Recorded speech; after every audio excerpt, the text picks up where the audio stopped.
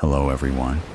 This is not a story for the faint of heart. Today, we will be stepping into the darkness of the most gruesome cases, where evil not only exists, but also leaves bloody and haunting traces.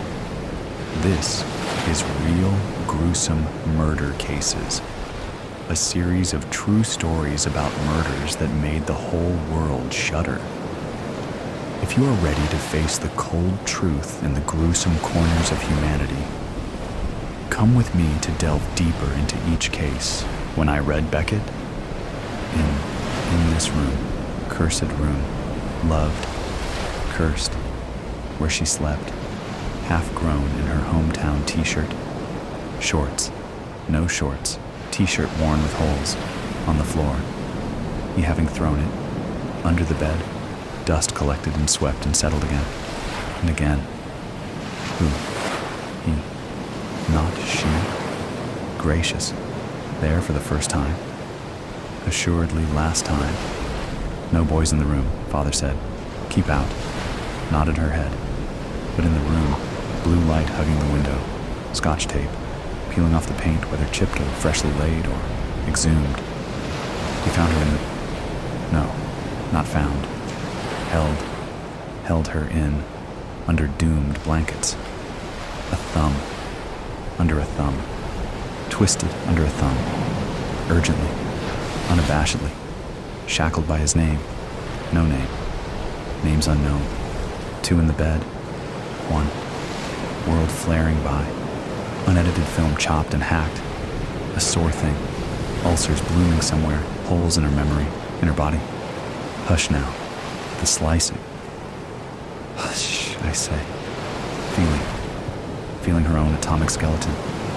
So quickly destroyed, so quickly defiled, so quickly filled, it might serve to relax, dissociate, but incapable, already unaware. The girl, but the girl, remember what? Remember the party, supposed to be where, with whom, taken home with. She left the house in the evening, bottles on the porch, tequila stinging chapped mouths. He pours and pours and pours and pours and disappears, a spoon of sugar in a wet glass. Moon casts a shadow, bloody crescent. Stray sequins scratch her shins. They flake off. She is whisked away, smells distilled. The party. What party? The secret of where it is, where it was.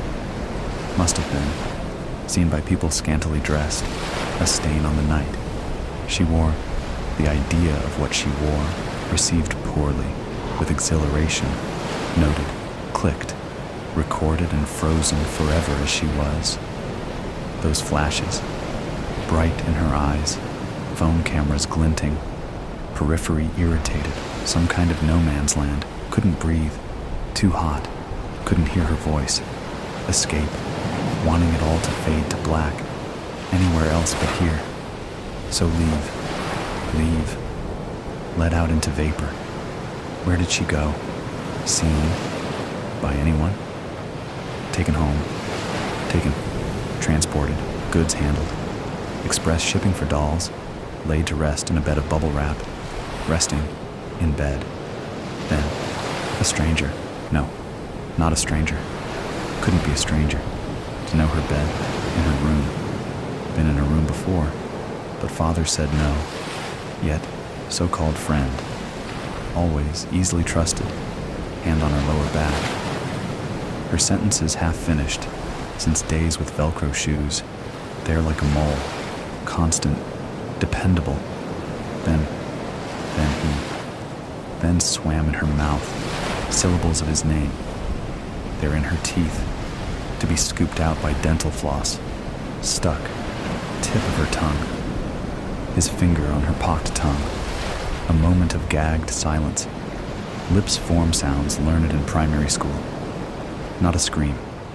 Some sounds, vowels from when she was small, and the words tasted new, like a finger, a thumb. No, like English, children who knew the flavor. But she, the bitterness, She. Muffled sounds in play and muffled sounds. Out of touch. English more like aspic to her. At the time. At that point.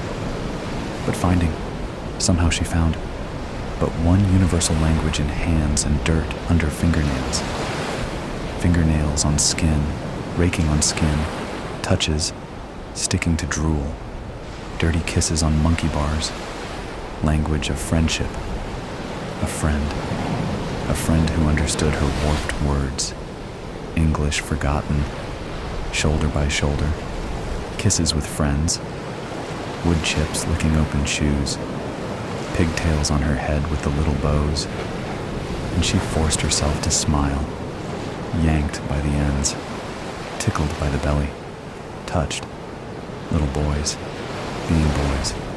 She did not realize, long before parties, she did not realize, laying in the bed, pigtails long gone, gone where? Time spilled over from a cup, splaining. No, spreading. On the duvet, uncovered. But why? The thought of, at the party, or rather, God. Zippers undone, knots untied, laces in her shoes, unlaced. Command strips flayed from a mirror shattered on the floor. Cut feet in the morning, spliced. She struggles, finds herself out of herself. A second of incomprehension. Hours, spanning hours, erased and unnoticed by a blink. Gosh, but her mind, a washing of sorts, reckoning with punishment, lack of evidence, guilty, punishment, guilt in a sealed box open only to her, vanished memory, insufficient evidence, inadmissible, poured out in measured shots. Now love is an apparition in the wall, friendship buried in a shallow grave, unseen, slipping through a groping fist, strange fist groping it, at her native tongue resurfaces, from the cradle, from mother's milk, forming sounds like no, foreigners deaf to no, adequately expressed. Speak English, but she can't. She can't. Gibberish garbled in her throat, congealed from the inside. Speak.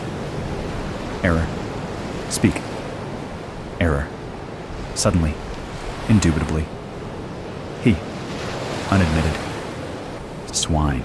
Door left unlocked, having forgotten to lock. Brought her home without keys. Carried on his shoulder. A friend.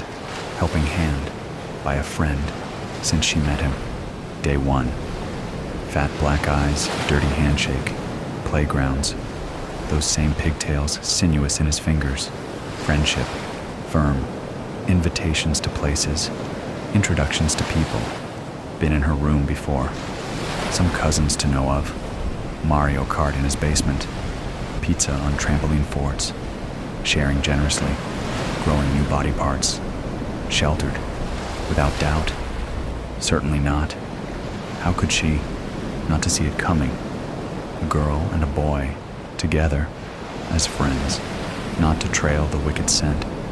Perhaps unassuming, perhaps mistaken, unaware, naive, guilty, secretly wanting, once or twice a flirt, in sobriety dripping with meaning. He reads, pours tequila into shot glasses. Her language stinks of filth to interpret as, in that tight skirt. Combinations of, stop right there. Can it? When it comes down to it. Guilty, guilty, guilty. There in her body, there in her hands. And the cameras. A still life. Friends seeing it happen. Seeing it all happen. Indelible. The guilty party. Fine. Let it be this way. Crumbs for the world, chewed on in daylight. School hallways chattering like shivering teeth. Goosebumps. Her flesh. Feed the hungry. Fed to friends. He. Notches in his ribs. On her. Grating. Somewhere in the room. But she can't speak. Can't see. On the desk somewhere. A hairbrush. A stone. To fight with. Fight back. She can't move, fight back, and hurt a friend. How the story goes, pitched in the courtroom. Self-defense, when Judgment Day comes. And if it comes, who protects friends? She, language unserving.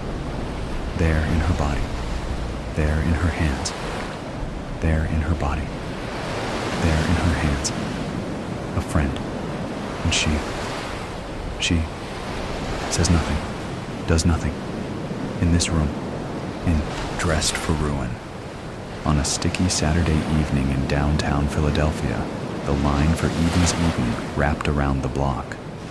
Blaring, fast-tempo music and strobing neon invaded the detectives' senses as they pushed their way through a throng of warm, gyrating bodies to take a seat at the bar. The stench of sweat and stale beer permeated the dark room, and the rush of frigid air from the vents above offered minimal relief from the stifling heat. The officers shouted to make themselves heard over the din, while several people almost knocked the men from their seats in their drunken attempt to squeeze between them and get the bartender's attention. The younger of the two men, a clean-shaven blonde with neatly combed hair and stern hazel eyes, tugged at his tie and scowled at a group of scantily clad women with neon-painted bodies as they approached him. They gave him sour looks and a few rude gestures in return before scampering off to find a more willing recipient of their affections. His partner looked down on most of the room at almost 6 feet. Gray streaked through his dark, purposely disheveled hair, and there was a hard glint in his cobalt eyes. His broad shoulders and well-built barrel chest, along with the faint scars littering his arms, made Vincent look less approachable than the blonde detective. The illusion was broken by the deep laugh lines etched into his cheeks as he chuckled and teased his dour partner. You didn't have to scowl at them like that. The poor girls were just being friendly. The blonde scoffed, rolling his eyes as he said, I'm not interested in their kind of friendship. Besides, we're here to work, not socialize, remember? Speaking of, should we really be consorting with criminals to solve cases? Vincent ordered a Corona and lime from a bartender even taller than him, with bubblegum pink and deep purple hair, styled in a short mohawk. He accepted the drink with a charming grin and left a generous tip before facing his partner, ignoring his disapproving glare. Criminals make the best informants. This one has helped us with a lot of cases. Her information network is invaluable. The younger detective grit his teeth, holding back an argument. No matter his feelings, the boy had to accept that their case had gone from nearly solved to stone cold in less than 24 hours. They needed whatever help they could get. Vincent's partner tugged at his tie. Sweat rolled down the boy's neck and stained his collar. He had tried to convince him to change out of his uniform, but was unsurprised when he refused. He wondered if the stubborn boy regretted it now with the sweltering heat pressing in on them. Vincent downed his drink and ordered another while his partner gave in, removing his tie and unbuttoning the top 2 buttons. The young detective barked another question before Vincent could comment. Where is this informant then? Every minute we waste here is another our suspect has to flee the country. Oh, I don't think we have to worry about that. She should be here there she is. They turned their attention to the top of a metal staircase at the back of the club. Vincent's throat felt dry despite the 2 drinks he'd already finished as he watched his old friend step through the VIP entrance.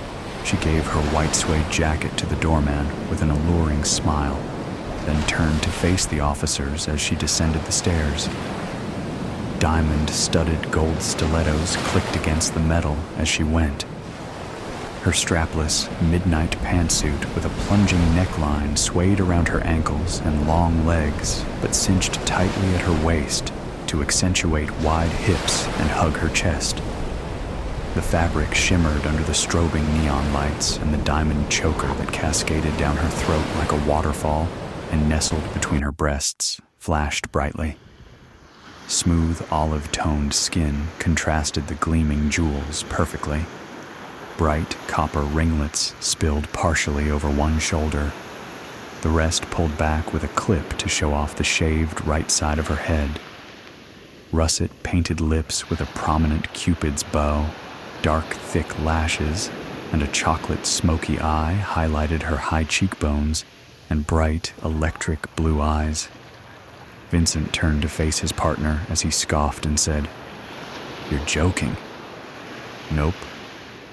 "Detective, I'd like you to meet Evelyn Ross." "Evelyn, this is my new partner, Connor Williams." Connor was so distracted by her appearance that he hadn't realized she was walking right toward them. Evelyn smiled coyly and extended an intricately manicured hand. Tiny rhinestones were arranged in a rose design on every other stiletto-shaped nail, which were painted to match her eyes.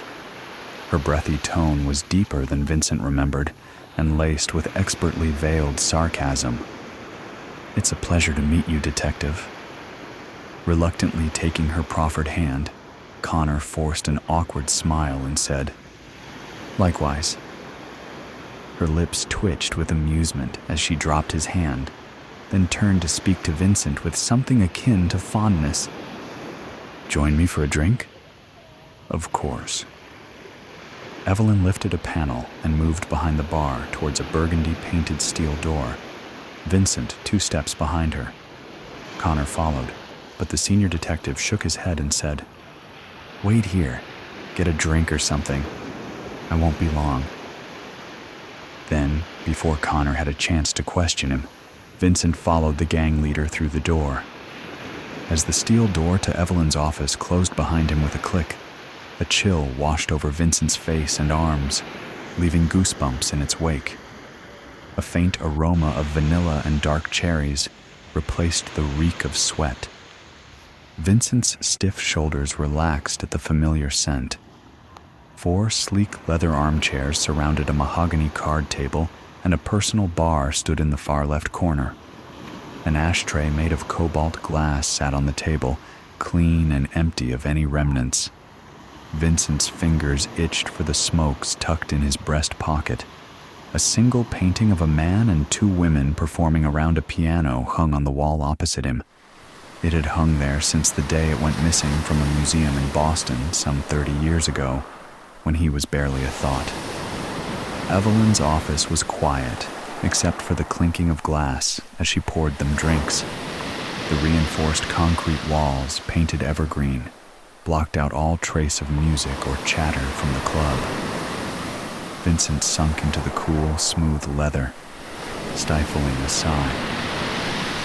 Evelyn sauntered over to the table, sitting on top directly in front of him and crossing her legs before handing him his glass. Vincent enjoyed the bitterness of the bourbon as it washed over his tongue and slid down his throat. She always did have the best taste in liquor. Vincent watched his old friend curiously as she set the glass aside and leaned close to pull 2 camel blue 100s and a lighter from his front pocket. Her lips just shy of grazing his stubbled cheek, and the heady aroma of vanilla and dark cherries briefly overwhelmed him. Electric blue eyes dancing with mirth bore into his as she slipped the cig between his teeth and lit it for him. Then, a rush of clarity and disappointment hit hard as she sat back to light her own. Curls of white smoke drifted from her lips and slowly filled the room. She stared him down with a raised brow until the cigarette had burnt down almost to the filter. Then she said, "So, are you going to tell me what you want?" He raised his own brows and grinned teasingly as he answered, "Can't I just come to see an old friend?" Her unimpressed stare pulled a snort of laughter from his lips. She held her hand out expectantly and retorted, "Not when you have your dog waiting outside." Vincent relented with a sigh and pulled a file from inside his jacket, which she snapped from his fingers and threw open on the table next to her. The detective lowered his leg from the table and leaned forward to look over its contents, which she was flipping through with a carefully placid expression. The faces of 15 young women stared up at him, all of whom had gone missing within the last 6 months. The final photograph in the file was a mugshot of a man with beady gray eyes, greasy black hair, a pudgy face, and a sad, wispy little mustache. Vincent watched Evelyn's face carefully as her bright eyes paused on his picture, looking for any sign of recognition. If she did know the man, she wasn't giving it away, so he decided to probe her a little. He's our main suspect. Goes by the name Rob, full name Robert Carroll. We've been tracking him down for a month, even got a hit on his hideout. Then we go in for the raid last night, and he's gone without a trace, so now we've hit a dead end. Do you recognize him? Evelyn placed the picture back in the file, closed it, and took a generous sip from her drink before answering with a carefully even tone. Afraid not, should I? Vincent kept his own tone light as he pushed a little more. Well, our files say he was one of your men until about a year ago. You've made it a point to know the names of everyone who works for you, haven't you? The stare she pinned him with was bitterly cold, and her breathy voice took on a dangerous edge. My organization doesn't deal in sex trafficking, a fact of which I know you're quite aware. Yes. I'm also very aware of how you've punished those who have gone behind your back in the past, which is why I thought you might be able to help me find my suddenly missing suspect. The way her lips curled into a cruel sneer and her face turned away confirmed his suspicions that she was involved in Robert's disappearance. He sighed as he put out his cigarette, stood, and placed his arms on either side of Evelyn's hips, caging her in. She met his gaze with pursed lips as he asked, "Where is he, Evie?" The brazen woman leaned forward, trailing her sharp nails down the side of his jaw and over his chest. The coy smirk was back as she goaded him. "If I did know where he is, why should I hand him over to you? My men are mine to punish. That's the deal we made, remember? This isn't some petty drug dealer who stole from you. This man is responsible for the disappearance of 15 women that we know of. Who knows how many are still alive? Their families deserve justice." Evie rolls her eyes and scoffs at his appeal to her better nature. "Oh yes, sitting comfortably in a jail cell watching TV and getting 3 meals a day sounds like justice to me. Those families deserve to see him strung up and castrated. Try again." Vincent muttered a curse under his breath. If it were anyone else, he would just get a warrant, but Evelyn had become untouchable in the last few years. She had half the department, the mayor, even their state senator in her pocket. No one would dare sign a warrant against her, and she'd never take a threat from him seriously anyway. Time to change tactics. He wove his left hand into her ginger curls, running calloused fingers down the back of her neck. She tensed at the contact and repressed a shiver, but the goosebumps erupting over her arms and the excitement in her eyes gave her away. Encouraged, Vincent pressed his forehead against hers and whispered, "For me, then, as a favor to an old friend?" Her nails grazed his cheek again as she glowered. "Right. A friend who only comes to see me when he wants something. I feel a little used. Maybe you could give me something in exchange for my kindness." "What do you want?" He could guess the answer, had known her long enough to read the cues. In their previous meetings, she had always treated him like he was just another business partner, careful to keep her distance, giving no hint toward their long-standing and complicated friendship. Her forwardness now was telling, but he wanted her to say it. A selfish part of him needed her to admit that she had missed their closeness. Evie pushed him back into the chair, placing her knees on either side of his and pulling herself close. Her hand left his cheek, burying itself into his messy, dark locks, gripping tight. Evelyn's electric blue eyes bore into his as she said, "Don't play dumb, Vince. It doesn't suit you, and I'm not in the mood for any more games." It was as much of an admission as he was going to get, and Vincent gave in with a groan as he pulled her lips to his in a bruising kiss, one that she returned with just as much vigor. Sometime later, Vincent watched with hazy satisfaction as the cobalt lace of Evie's lingerie disappeared back underneath her shimmering silk outfit. When Evie faced him with an equally sated look, he took a moment to appreciate her swollen, though still perfectly painted lips. Her hair, which he had torn from its clip, cascaded over her shoulders in a wild tangle of curls that made her look deceptively innocent. One could almost mistake her for a normal woman like this, instead of a dangerous crime boss. He wondered how many others had been permitted to see her that way, then scolded himself for hoping he was the only one. Vincent gave up that chance a long time ago, the day he swore his oath and joined the police force. Even this small indulgence was one he shouldn't have allowed himself. Once they finished straightening themselves, the pair looked at each other. Vincent lamented the return of Evelyn's closed-off expression that had been so open and vulnerable under his touch just a few minutes ago. But their time was up, and he came here for a reason. He struggled to keep the regret out of his tone as he asked, "So, where can I find Mr. Carroll?" Evelyn grinned playfully, hips swaying as she walked over to the bar, picked up a cell phone, and hit one of the speed dial numbers. After a few moments, the call picked up. Her orders were curt. "Bring him in."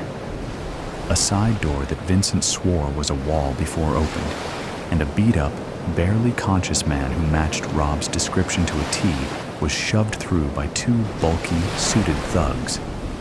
Rob, with hands tied in front of him, collapsed to his knees. The thugs backed out without a word, and the door shut behind them, leaving nothing but smooth wall in its place.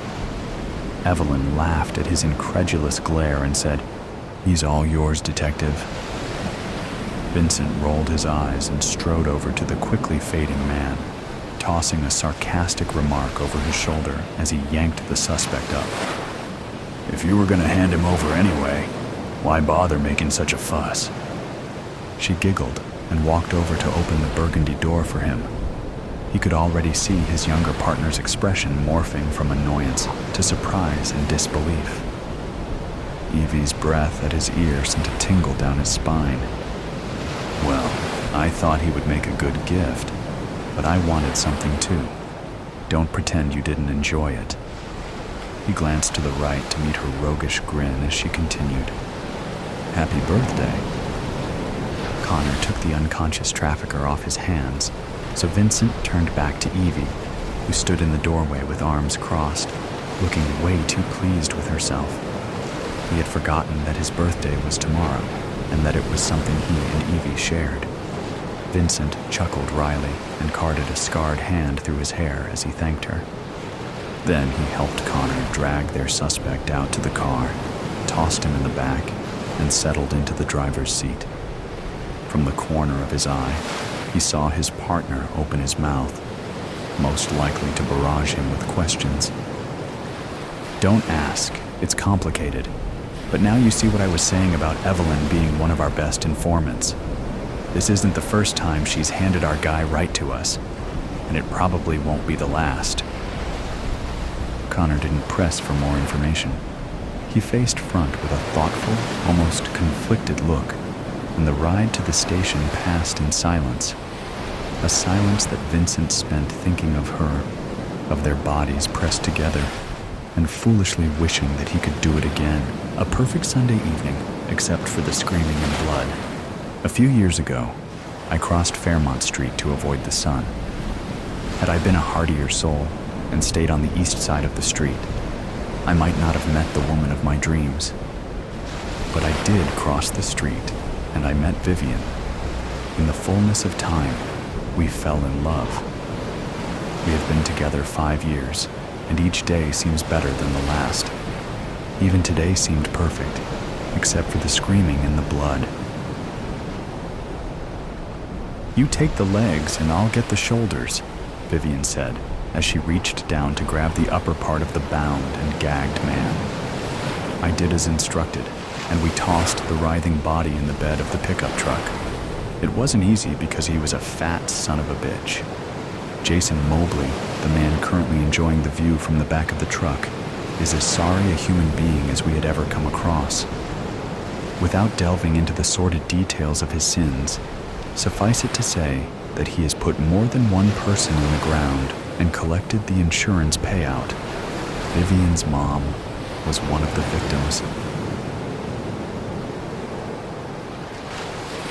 I stopped the truck and slid out. Vivian and I took out the jack, a hammer, and a rope. Jason's eyes widened at the sight of the rope, and he wriggled in terror, thinking we were going to hang him. No, Jason. What we were going to do will be much worse. The first kiss did it for me. I had kissed plenty of women before, but none had the cool fire of Vivian's lips. A subtle, searching hunger, a slight moan, a soft sigh. I was lost in Vivian from that point on. Moving Jason was much easier now because we could roll him. He kicked at Vivian, but she punched him in the mouth and the kicking ceased. You had to admire a woman who could solve a problem with a punch. I set the loop of the rope under the truck and placed the jack inside the loop. Vivian loosened the nuts on the flat tire. Now I could jack up the truck. The flat tire was tossed into the back of the truck, and the spare tire was left leaning against the bare wheel. The scenario was ready. Okay, Deeds, let's get this overstuffed bastard under the wheel. That's me, Deeds, short for Dee Dee, a name made for trailer park trash like me. Let's take the rag out of his mouth. Maybe he has some final words before we do him in. I may have come from a home that had wheels, but common courtesy should be observed. Vivian grimaced at the suggestion, but complied. I'll kill you. I'll fucking kill both you whores. Let me go. Vivian kicked him in the ribs. Apparently, Jason Mobley never heard of making one's last words memorable. I squatted down beside Jason. You're gonna have an accident while changing a flat tire. The jack is gonna slip and you'll be pinned under the truck. The weight will crush you, but you won't die right away. Jason tried to wriggle away, so Vivian kicked him in the crotch. Another effective maneuver by the love of my life. It'll be slow and painful, Jason. I'm a nurse, so I know how these things go. Your chest will be crushed from the initial blow, and then from the pressure. You'll start spitting blood, but it won't do you any good because you'll drown in it. The blood, I mean. You gotta let me go. I have money. Lots of money. I'll give it all to you girls. We don't want your money, Vivian spat out. What do you want? I'll do anything. Vivian stared at Jason. I just want to see you suffer, then die, like my mom. He started screaming as we pulled the rope taut. The screams could probably be heard a mile away in this still air, but no one was around to hear them. Vivian and I jerked the rope, and the jack slipped, crashing down on Jason. The screaming stopped, replaced by a grunt, and followed by the gurgle of blood in his throat. Well, he finally shut up, Vivian said. She chewed on a piece of beef jerky, but spat the juice out. I never understood that, but she sure looked cute while spitting. That's true love when you think these sorts of things. That's because he can't scream anymore. His lungs are full of blood, and he's choking to death. Slowly, I hope. Oh yeah, he's having a terrible time of it, I said, glancing at the man being crushed to death. He looked pitiful and small, despite his bulk. Say, do you remember when we first met? I turned to Vivian. She had just spat out a wad of beef jerky and put it in a bag. It wouldn't do to leave DNA evidence behind. Smart woman. Of course. You were just standing in the middle of the sidewalk staring at me. It was a little creepy, but also nice. Like someone found me attractive. Well, you were that, are that, will always be that, I think. Vivian cuddled up next to me, and we watched Jason slowly slip away. It was terribly romantic, watching someone die while embracing your lover. The police department of Vanderpool, Texas doesn't exist, so the county sheriff and his lone deputy took charge. After an exhaustive investigation that lasted almost 10 minutes, they concluded Jason Mobley suffered a fatal accident. He was a dumb shit anyway, the sheriff said. If brains was leather, he wouldn't have enough to saddle a pissant. And with that trenchant observation, he and the rest of the world walked away from Jason Mobley.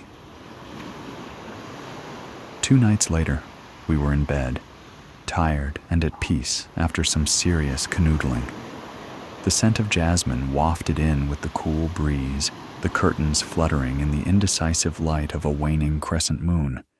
People say that you don't feel better after avenging a death with a death. That's bullshit, Deeds. I feel great about it. Vivian lit a cigarette and passed it to me. I took a long drag and handed it back, letting my hand linger on hers. I don't know that I feel great about it, but I sure don't feel bad about it. I wonder if you feel different about me now. I turned to Vivian and stroked her cheek. Surprisingly, it had tears. Vivian wasn't one of those girls that cried much. The night had gone seriously quiet. Even the curtains stopped making any noise. It was as if they wanted to listen in. I think we should move in together. Vivian smiled and wiped away her tears before kissing me.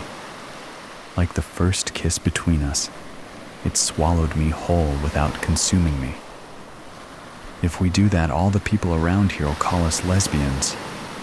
Viv, we are. She thought about it for a moment before tamping out the cigarette. Okay, your trailer house or mine? You would think this was the end of the story, all wrapped up with a happy ending, right?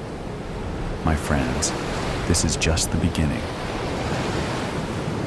Another perfect evening was slowly ambling its way towards us. Vivian, very fetching in her cutoffs and tank top, sat on a rock and chewed on beef jerky.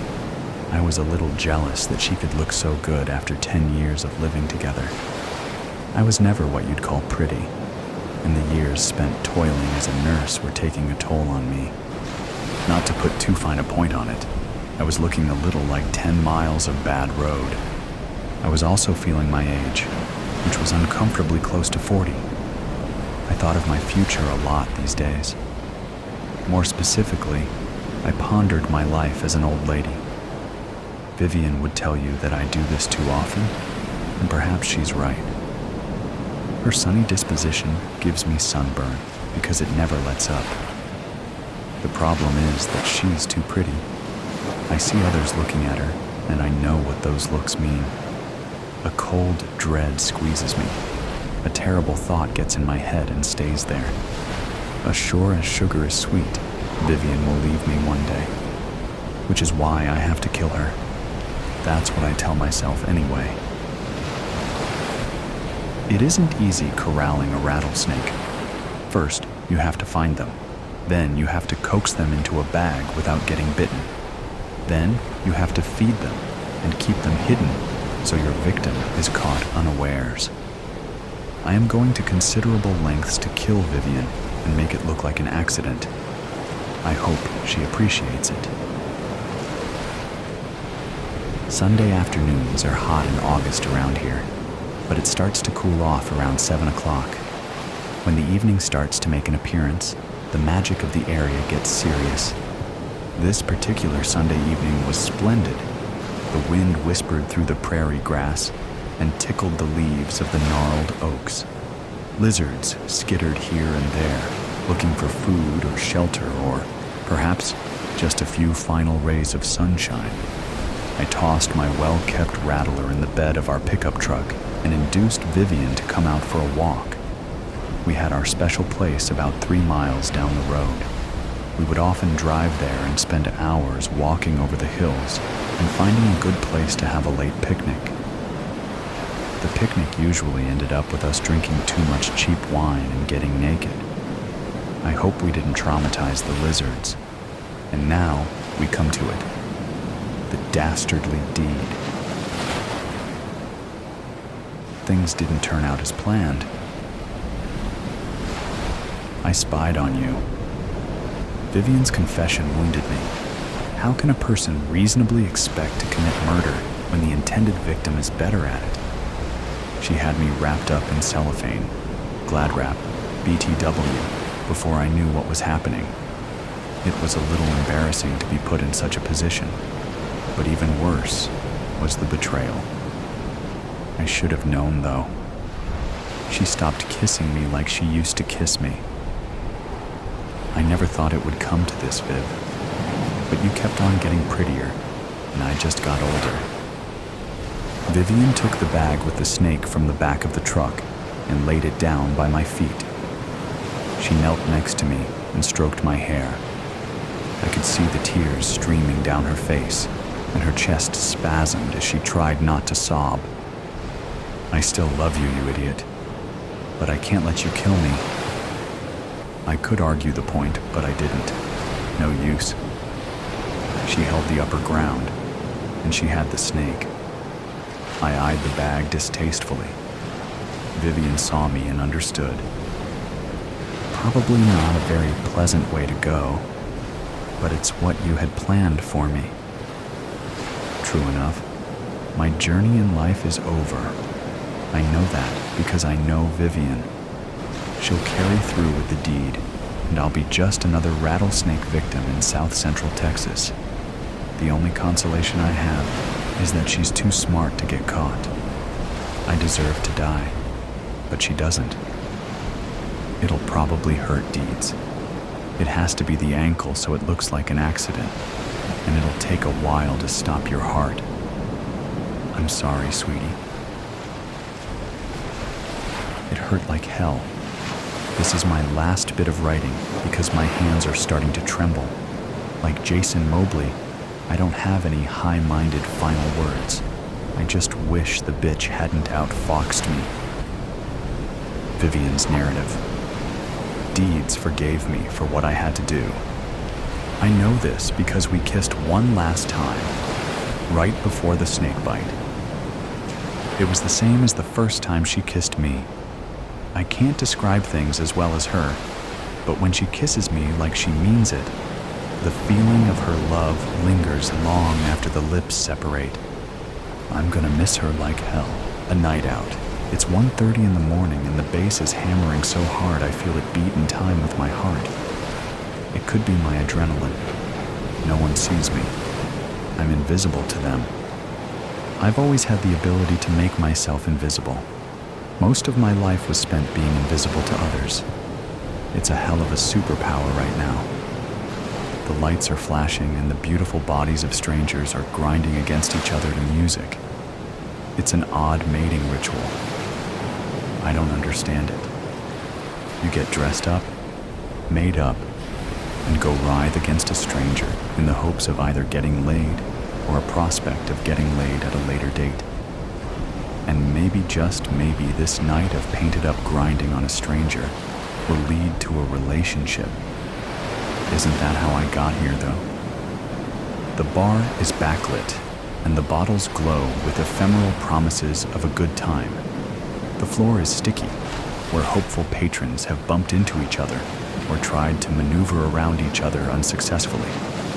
Hopes and dreams and promises all spilled out, laid bare, and left as a sticky residue on a dirty floor.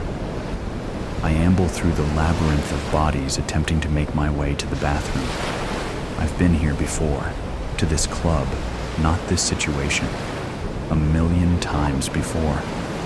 Wealthy frat boys and the girls that hope to marry them and become trophy wives congregate here. Beautiful people living beautiful Instagram lives, worshiping at the altar of materialism and lust. I used to belong here. Not that I fall into either category of wealthy frat boy or gold digger. I fell in between, a guest by proximity. Being beautiful has its advantages. Yet, even being beautiful, standing out just enough to get the invite, I blend in and go unnoticed. Except by her. She noticed me. Everyone noticed her. Tonight, I'm anything but beautiful. I'm caked in dirt and blood, a backpack on my shoulder. It's dark, and everyone is so self-absorbed or so intent on their mission of hooking up that they don't see me. The bouncer was so busy flirting with a hopeful girl trying to get in that he didn't even see me slip past him and through the door. I know I'm leaving a trail of evidence behind me. Flakes of dried blood and caked mud sloughing off with each step that I take. The vibration of the thrumming bass does nothing to help this. I'm careful to avoid the bar area where it is more lit up and I'm more prone to bump into someone and get noticed. But I'm invisible. I was invisible when I came in upon him tonight too. Her and him. He didn't see me coming. She did though. She always saw me. A group of gorgeous girls come tumbling out of the bathroom. The one in the middle rubs her nose and sniffles. It doesn't take a genius to know why. I move back into the shadows and avoid eye contact. They don't see me. I slip in and thank whichever gods that exist. The bathroom is blissfully empty. I throw the lock in place. Within seconds, someone is pounding on the door. It's ironic that this is where I ended up. It's where it started a year before. Her and I. Escaping into this bathroom, locking the door, her back against the wall. I throw my backpack on the floor and turn the faucet on. She fell in love with me. I fell harder. He never gave her up and refused to let her go. I begin to remove my blood and mud-caked clothes. I take care to put them in the trash can, moving around the other garbage so that they slip to the bottom. He promised her that he would always own her. She would always be his. We took our concerns to the cops. They didn't care. They didn't listen. He never stopped. According to the cops, his feelings were just hurt. He's a good guy with a promising future. He would eventually stop, they said. But he didn't. He wouldn't. I pulled the trash bags from the stalls and put it on top of the pile of garbage camouflaging my blood and dirt-covered clothes. I stick my head under the faucet and let the hot water run over my scalp and face. The way she touched my face or ran her fingers through my hair. The way she told me I was the most beautiful girl she's ever met. She saw me, really saw me. Being seen is a powerful drug. The mud and the blood rinse from my hair and face down the drain with my tears and with my hopes. This is not what I wanted to become. I didn't have a choice. He wouldn't stop. He wouldn't leave her alone. He wouldn't leave us be. I have to hurry and finish cleaning up before the last call.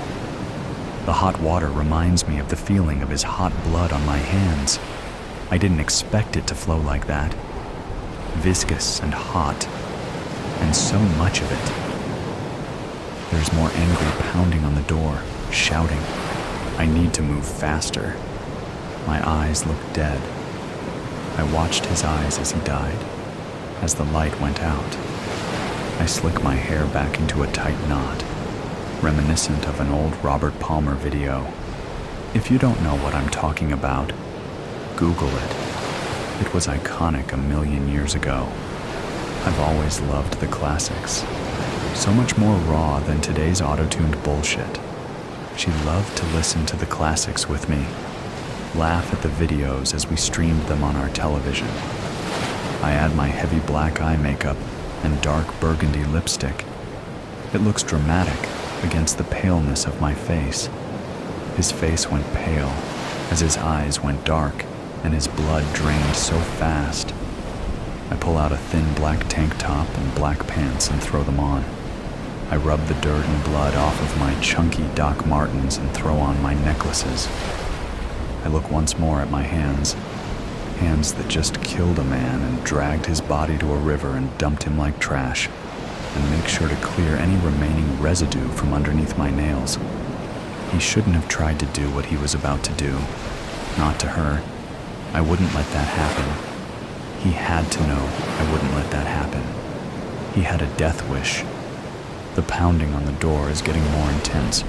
I take a wet paper towel and clean up the flakes of mud and blood that fell around me as I cleaned myself up. I double-check that my clothes that I shed cannot be seen in the trash can. I check the sink.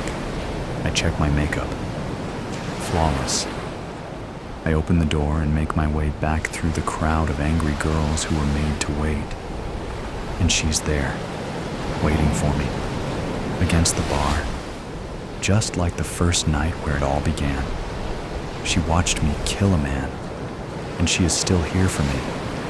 She still loves me, because she knows I did it all for her, and I would do it again. The lights come on, letting everyone know it's time to go home. I notice that eyes fall on us, see us, as they adjust to the bright light. The music cuts off. The party is over. She takes my hand, and we make our way out in the crowd. No one will ever know, except for her and I won't be home for Christmas. Life can be messy, complicated, difficult. Sometimes you can just lose yourself in all of it, and in the process, you can lose sight of the things that actually matter. And then one day a storm comes out of the clear blue sky, and you get blown overboard by the tempest, and all is lost in the blink of an eye. This is what happened to me. I just got caught up in all of the things that don't really matter. Money, career status, an address in the right part of town and elite private schools for the kids, and new luxury import autos, and Swiss-made wristwatches with tasteful but recognizable brand logos. Material things. Then came a day when I realized how unimportant it all was, but it was too late. Still, at first I tried to keep up the pretense of normality in the face of immeasurable loss.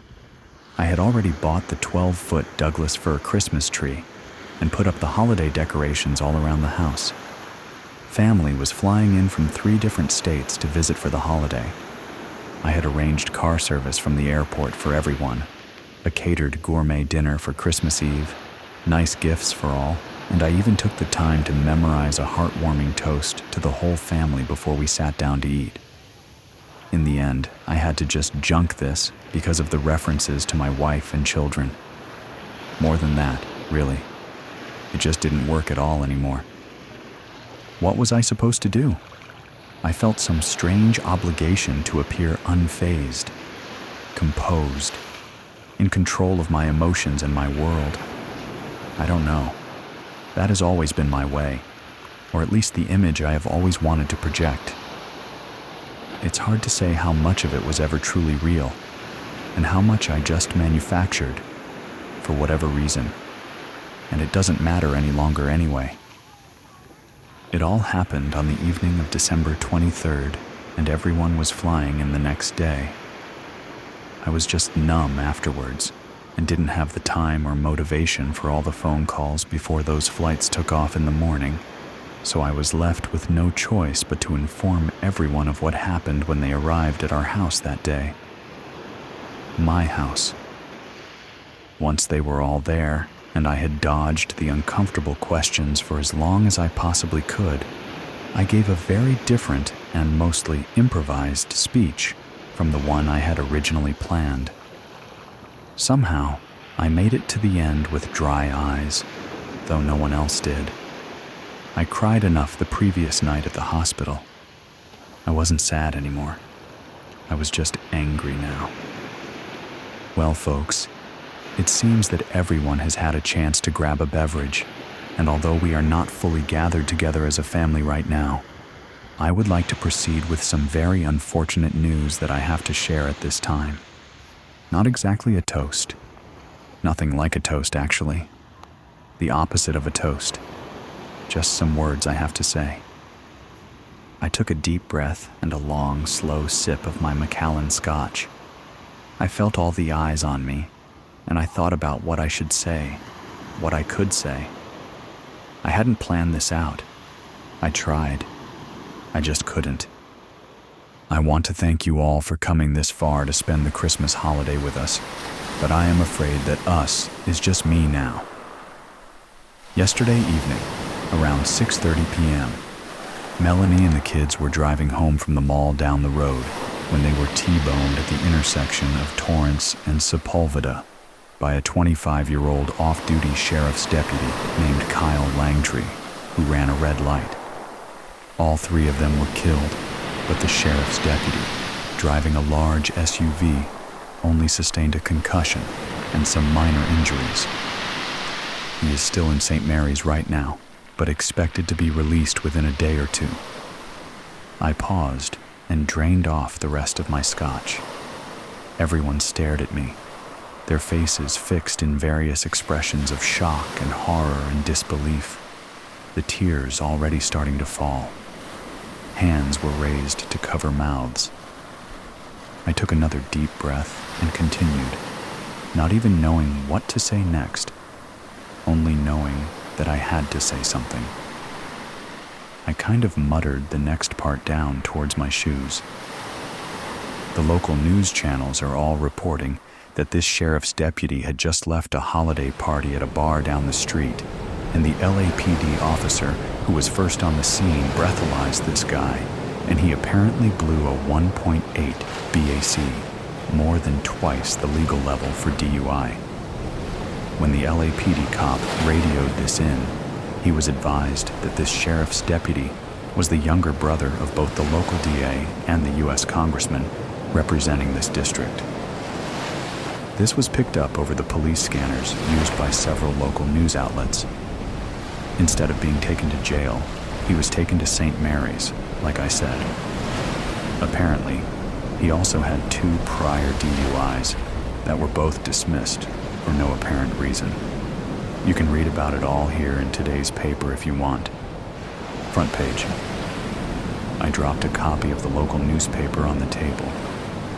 I paused again. I didn't know what else to say. My older brother Jamie came up and gave me a powerful hug and whispered some kind words in my ear and cried some tears onto my neck and collar. My Aunt Jane approached me, but then stopped, not knowing what to do. I didn't blame her. I didn't either, but I did my best. You are all my dearest friends and family, and I thank you all so much for coming to be here. I am just so sorry that it has come under these terrible circumstances. I set my empty glass on a coaster on the table. Somehow it was still important for me to appear unrattled, composed. The coaster was somehow still important. We all have to do what we all have to do for the love of our family, and you have all shown and proven that by being here right now. I love you all dearly, and I'm so sorry to have to share this terrible news with you at this time. I pretended to get choked up. Then I lowered my head and excused myself and went to my bedroom to get what I needed as my family broke out in open gasps and cries and barely restrained sobs and sorrows in the living room. I quietly slipped out the side door and drove my Mercedes AMG GT to St. Mary's Hospital. I parked it in a handicapped spot when I got there. I wouldn't be needing it any longer. I decided to leave it to my nephew Nicholas once I had a chance to meet with my lawyer. He was a good kid who just graduated from Penn State, and I knew he loved that car. He deserved it. I decided to set him up with some cash too, just to help him get started. You never know what life has in store for you. I certainly didn't.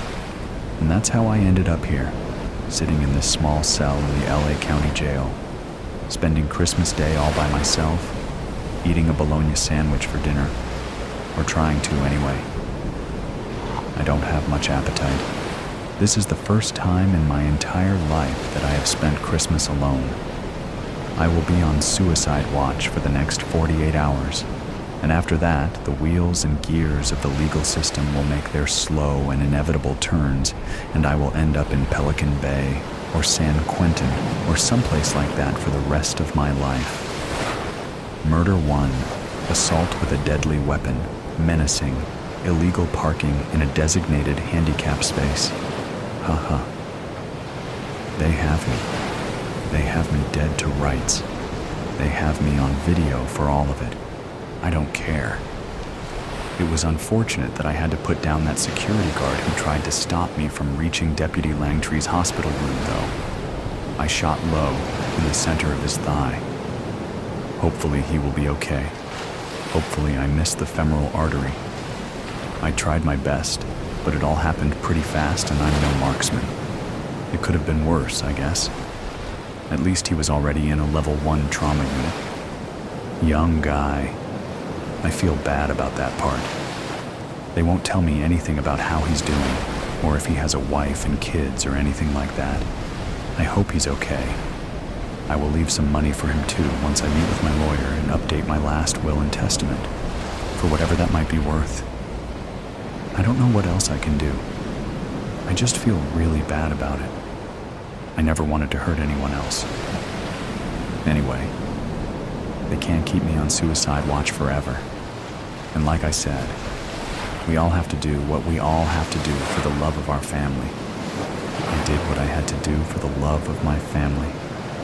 I have no regrets. Anyone want the rest of this bologna sandwich? I'm not hungry.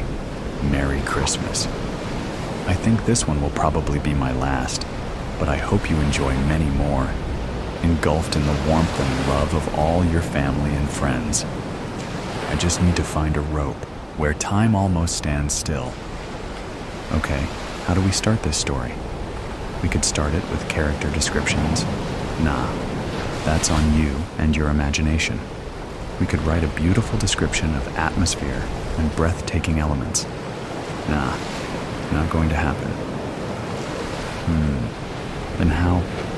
Fuck it, let's just go. Cole Johnson's entries. Day 104. I went to court today. It was some good, some bad. I was offered 24 years.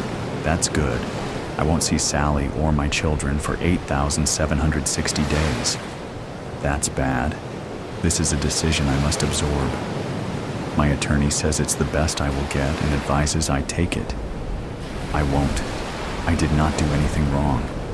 Today is chicken on the bone day, so I'm going to be quick in my documentation of my thoughts to you, world. Philip will be done working out soon, too. This place is so hard, but at least I have Sally's calls to look forward to. World, if you have an ounce of compassion, please forgive me. I did nothing wrong. As Cole finished his diary entry, he knew it was close to chow time, and he had his chicken already sold. It was a different kind of currency behind these walls. Instead of dollars and cents, it was items like soup and peanut butter. Chicken went for 5 soups, which was considered to be very expensive. We will talk about this again. Day 162. I talked to Sally today. She's so amazing. I really miss her caress, her lustful look that she always had when she gazed upon me. She had eyes that you could feel deep in your heart. They were inviting.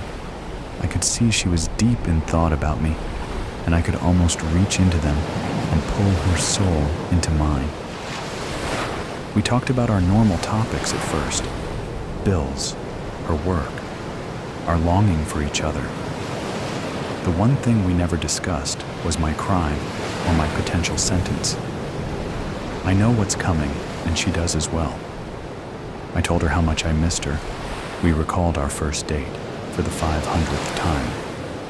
But it was a story that made us both smile and laugh. These memories were all we had now. Cole had to get 16 soups, 4 honey buns, and 2 bags of Doritos together. He had run up a debt, expecting Sally to help him with commissary. This debt was caused by the paper and pen he negotiated for, which was hard to acquire in this place.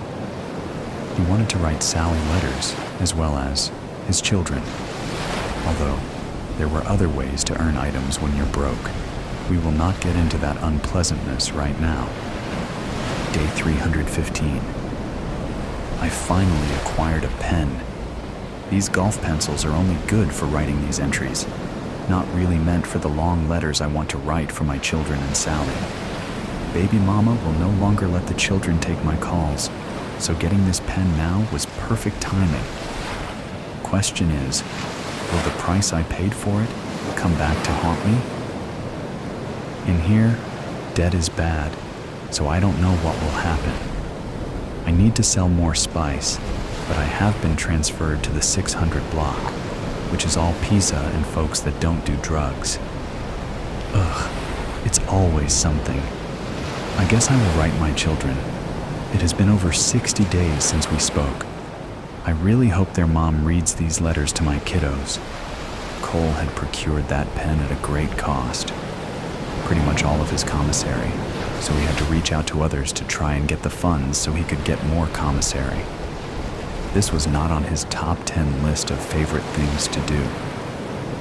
He would have to call his brother. His mother was just a poor waitress, so his only other option was his brother. Cole's mentality was changing inside those walls. Never before would he even have fathomed begging his brother. He always found a way to get things on his own. Now everything was different. He was dependent on help from outside these walls and barbed wire fences. Day 461. I am losing all love, it feels like. All I see is hate, greed, and controlled movements. The only thing I have anymore is Sally. She has been sick so much lately that she has not been able to help much.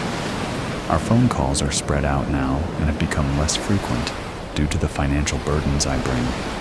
I am contemplating letting her go. We will never make love, touch, or even be allowed to see each other face to face given our great distance. She will never be able to afford that trip. Also, no letters from children. I am truly alone. People think they understand this world, but they don't. Why do I deserve this? What did I do? Cole was disappearing now. As the world got faster on the outside, in those walls, time almost stood still. Every day on the outside, new cars are bought, birthdays are celebrated, technologies are created, kisses are given, and life is moving. In here, the most simple things cease to exist. Day 936. As I write to you, world, my soul is disappearing. How will I ever be able to come back into you? My beard is long, and I have encountered so many things I never knew one man could do to another. The sound of a man's last gasp of breath. Then he's gone. World, I still don't understand what my crime against you was. Why did I get put in here? What was my crime that was so bad that you felt all should be taken? The only light left for me is Sally. Her monthly call is enough to keep me from slipping into the dark abyss. She is to call at 6 p.m. I need to shower to prepare. I know she cannot see me, but I feel she does. She is my love, my life, my soulmate. Cole went to shower, and there was a group of men that was looking to retaliate for something he had no part in, but the fact he was there was good enough for them.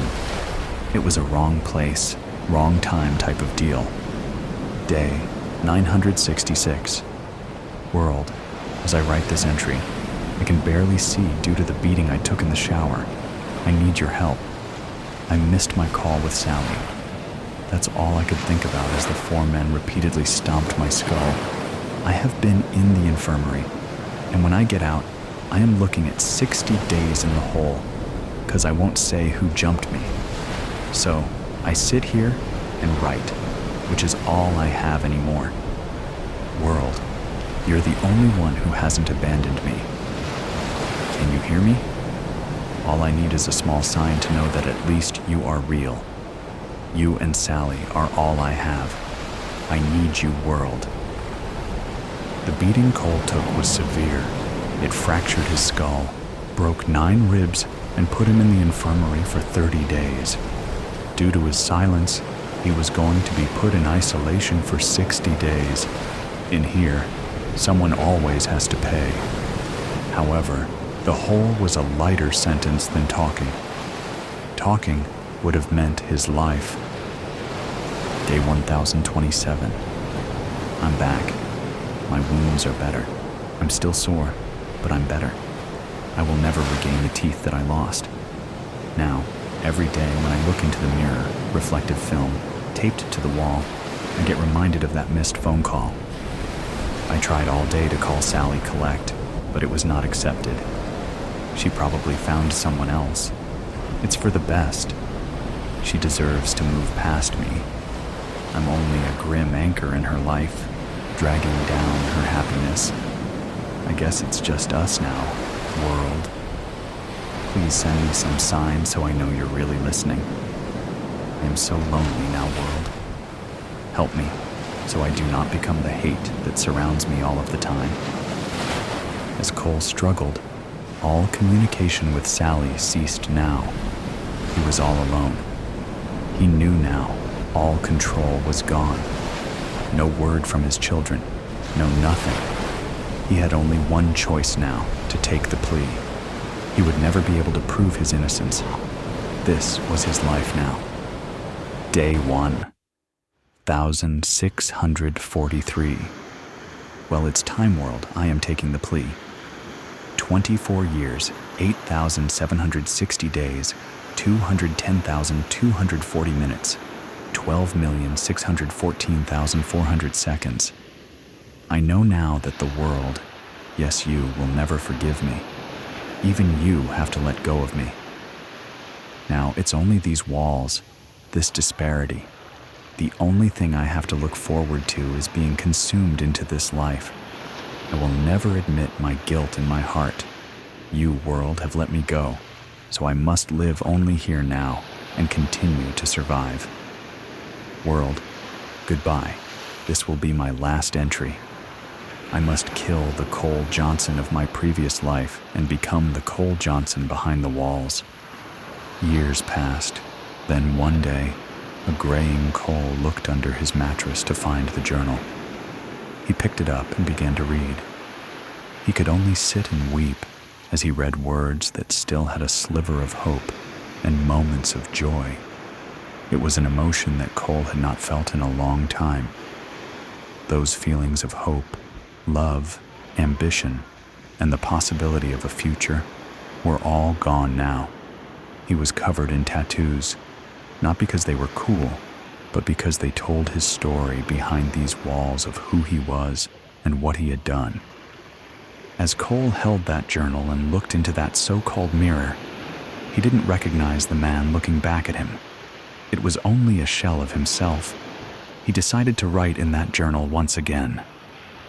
Day 6142. Well, world, it's me again. I'm sure you don't remember me. I'm the man who killed that family at that intersection on Christmas Eve many years ago. Remember me now. Why did you abandon me, world? It has not been easy. I had to kill a man, and I have been sentenced to death by lethal injection. I have tried to write the one child that survived that fateful night long ago. He is older now, and I guess has moved on. He will probably never forgive me. He will never be able to hug his sister, mother, or father ever again. I will never be able to hold Sally again, and it hurts so much. My execution has been scheduled for next Tuesday. I guess this will be my last entry. World, please let the universe know that I am sorry, and hopefully you can find a cool section of hell for me.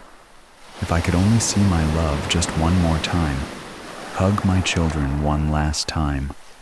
I know now that's not possible. I hope Johnny and Allison have forgiven me and had the life they deserve and are happy. As Cole prepared to be sent into the universe, a correctional officer came into his cell to give him his last meal. He also handed him a letter. Cole stood, hoping it was a farewell from his children, or maybe even Sally. As he looked at the envelope, and he was terrified to open it. He had not seen or felt for so long, and as he began to open it, the guard told him, "We found this letter in your property, Cole. We do not know why it was overlooked, and we all thought you deserved to have it." The correctional officer left, and as Cole opened it, he noticed it was old like him. It was from Sally. It read, "My dearest Cole, I know by the time you read this I will be gone. It turned out the reason I have been so sick lately was because of the aggressive cancer inside of me. The doctors have given me only weeks to live. I am so sorry, baby. I cannot stop it. I want to tell you how much I love you. I know someday we will be together in the stars. My love, I hope this letter finds you with compassion, not fear. Everything will be okay, Cole. Even in death, I will not let go of you. I will always watch over you, my Cole. Please forgive me for leaving you. I love you so much. The doctors are coming. If I am able, I will write you again as soon as possible. Love your soulmate, Sally." All Cole could do was fall to his knees. She was always with him. He thought he was talking to the world, but it was his Sally all along, just another dead girl underwater. Trigger warning: implications of death, violence, and sexual harassment. By the time the fisherman finds me, I will have been dead for 33 hours, 6 minutes, and 29 seconds. 18 hours since the police declared me missing.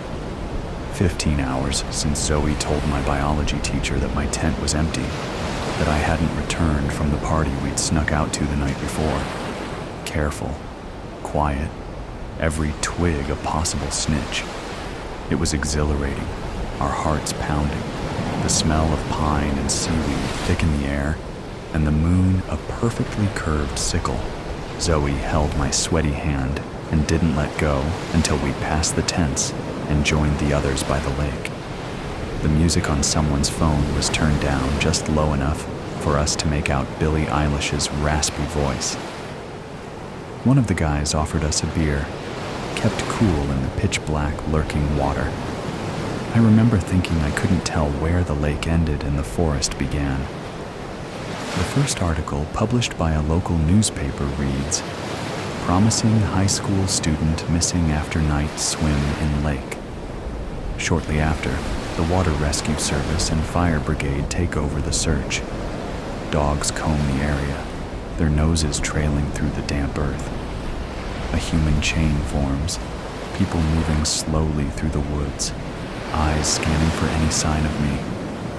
Even a helicopter hovers overhead, its whirring blades slicing through the heavy, charged air. The search drags on for hours, stretching into the twilight, yet the woods remain silent. The police begin to ask questions. When was she last seen? What was she wearing? Had she been drinking? Did she seem out of character? Angry? Sad? Suicidal? No, no, and no. She was singing. She was dancing. She seemed happy. When the fisherman finds my body, miles away from where I was last seen, certainty sets in. The autopsy reveals a hematoma on my head and purple spots behind my ears.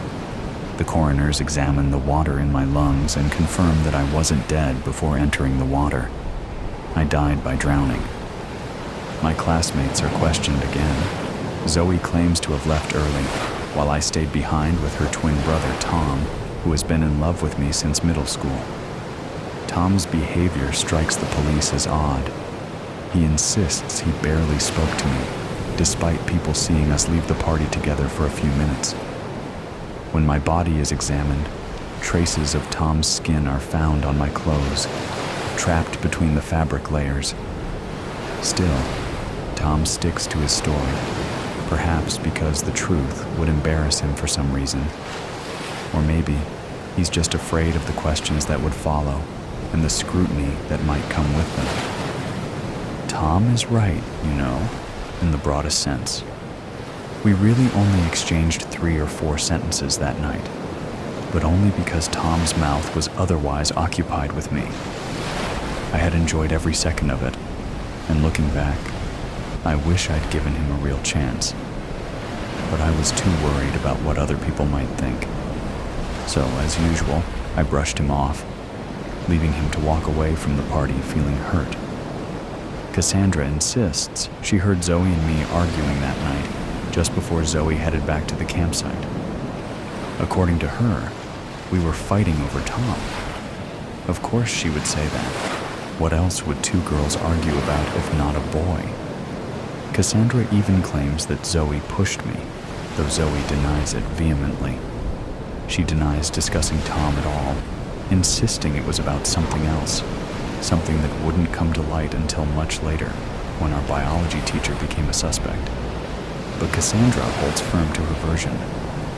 The thing about Cassandra is that she's always been a shadow, the kind of girl whose name teachers forget after 2 weeks of spring break.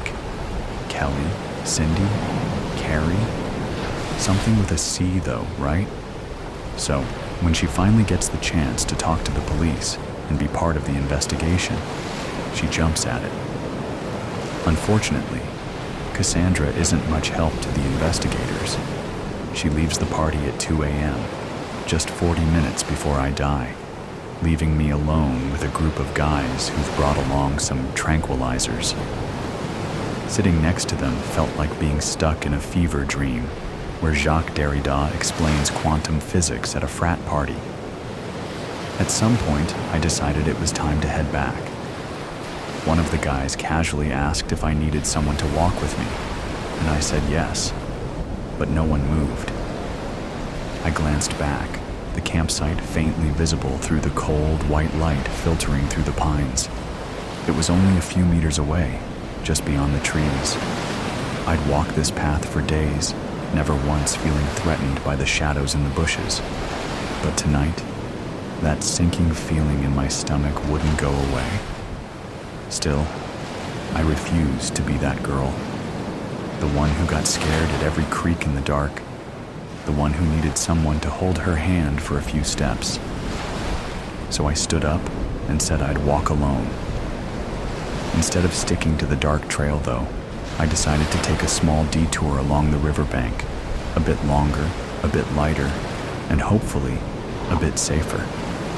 One of the guys told me to text him when I made it to my tent, but when I didn't, no one even noticed. 16 days after my death, suspicion begins to shift toward our biology teacher. Devin, one of my classmates, reveals that he had felt ill that night and went looking for the teacher's tent, only to find it empty. Soon after, the teacher's behavior takes a strange turn. He starts making inconsistent statements that don't add up. One day, he calls Zoe into his office after class, where he insists that his earlier proposal to her, before the trip, had been nothing but a joke. She understood that, right?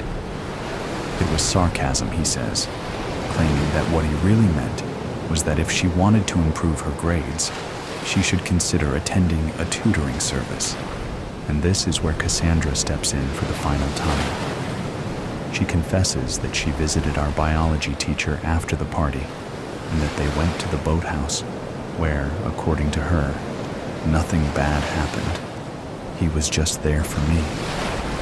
The biology teacher is immediately suspended, but the case against him has nothing to do with mine, as Cassandra's alibi clears him.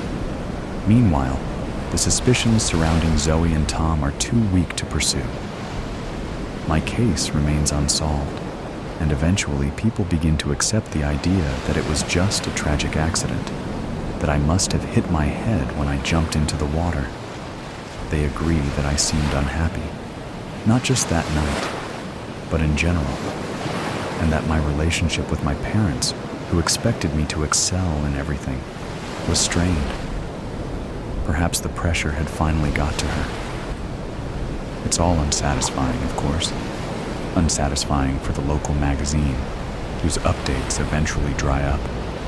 Unsatisfying for the police, left with yet another unsolved case on their desk. Unsatisfying for my parents, who, decades later, will say in an interview that not a day goes by that they don't think of their little girl. Maybe one day, a classmate will write a college essay about my case, reflecting on how it taught them that life can end in an instant. Maybe my story will end up on a true crime podcast, or perhaps Netflix will stretch it into a tightly structured 8-episode miniseries where my body is discovered just 3 minutes in, enough time for viewers to decide if they'll keep watching. Or maybe none of this happens and I'll fade away, like countless other women who are silenced every day simply for being born the wrong sex. It doesn't matter who profits from my story. It doesn't even matter if they eventually find the 2 men I crossed paths with on my way back to the campsite, in the wrong place at the wrong time. None of this matters, because in the end, I'm just another dead girl underwater. Shadowed intentions. 3 women missing so far. 3 women in just 6 months. The Daily News has become obsessed with the narrative, smothering us in stories from every angle. It's all anyone is talking about, since everyone has an opinion. It's always the husband, the shopkeeper says matter-of-factly, crossing her arms. Did you hear that she turned down a colleague for a date? Sounds like he was bitter about it, murmurs the waitress at the local cafe. Maybe if she didn't sleep around so much, she wouldn't have gotten herself into trouble, says the barkeep, waggling a knowing eyebrow my way as I pretend to nod in agreement. Plenty of leads, a few arrests, but still no dice. 1 missing woman is a tragedy. 2 is cause for panic. 3, there's near hysteria. Businesses are closing their doors well before dusk, and schools have moved to home learning via video calls. By the time night falls, an unenforced curfew has rendered the streets deserted. No one walks home alone anymore, except for me. I don't have a choice. I've been following the same path through the city for 3 months. I'm taking care I keep to the well-lit routes, always looking over my shoulder, making sure I'm fully aware of my surroundings and paying close attention to the few people who dare to walk along the main road with me. I try not to look too nervous as I clutch my handbag tightly to my side and walk quicker than usual. Before I left, I set my smartwatch to monitor my heart rate rather than show the time. The beat is faster than usual, as it has been every time I've stepped out into the night for the past 3 months. There's something different about this evening, though. I can feel it in the crisp air. Tension courses through my veins, settling uneasily in my stomach. The darkness is almost suffocating, weighing down upon me as I walk away from the center, the distant hum of traffic fading as I turn down a quieter road. A lamplight flickers above me, highlighting the cracked pavement in a strobe effect. Not that I would wear anything else given the circumstances, but I'm glad I'm wearing flats tonight, considering the amount of rain we've been having. Imagine twisting my ankle because my heels caught on a dodgy bit of tarmac hidden by a puddle. And there it is, a footstep. I spin around, facing the danger behind me head on. Am I sure? The night remains almost perfectly still, aside from the flicker of movement from leaves still clinging to the almost empty branches in the trees above. Tilting my head, I listen, focusing all my energy into honing in on that specific sound. 10 seconds pass. I hear nothing out of the ordinary. On the contrary, it's deathly quiet. Slowly, I turn around and continue my journey, sneaking a quick glance down at my watch. 110 beats per minute, getting faster now. The slap of my boots against the wet pavement echoes down the narrow street. The only sound aside from my hot breath escaping my lips, forming plumes of smoke as I pick up the pace towards my destination. So close, but yet miles away somehow. Shadows claw at my heels, casting alien shapes that don't appear to be from this plane. The endless walls of the brick terraces on either side of me reach long into the sky and beyond, leaving nowhere for me to go but ahead or back the way I came. My head snaps up. This time, I'm sure. I hear him. The unmistakable sound of footsteps, rhythmic and deliberate. I reckon he's about 10 meters behind me. Far enough that I could outrun him for the moment. I'm confident in that. I quicken my pace, shivering from a potent mix of cold and adrenaline.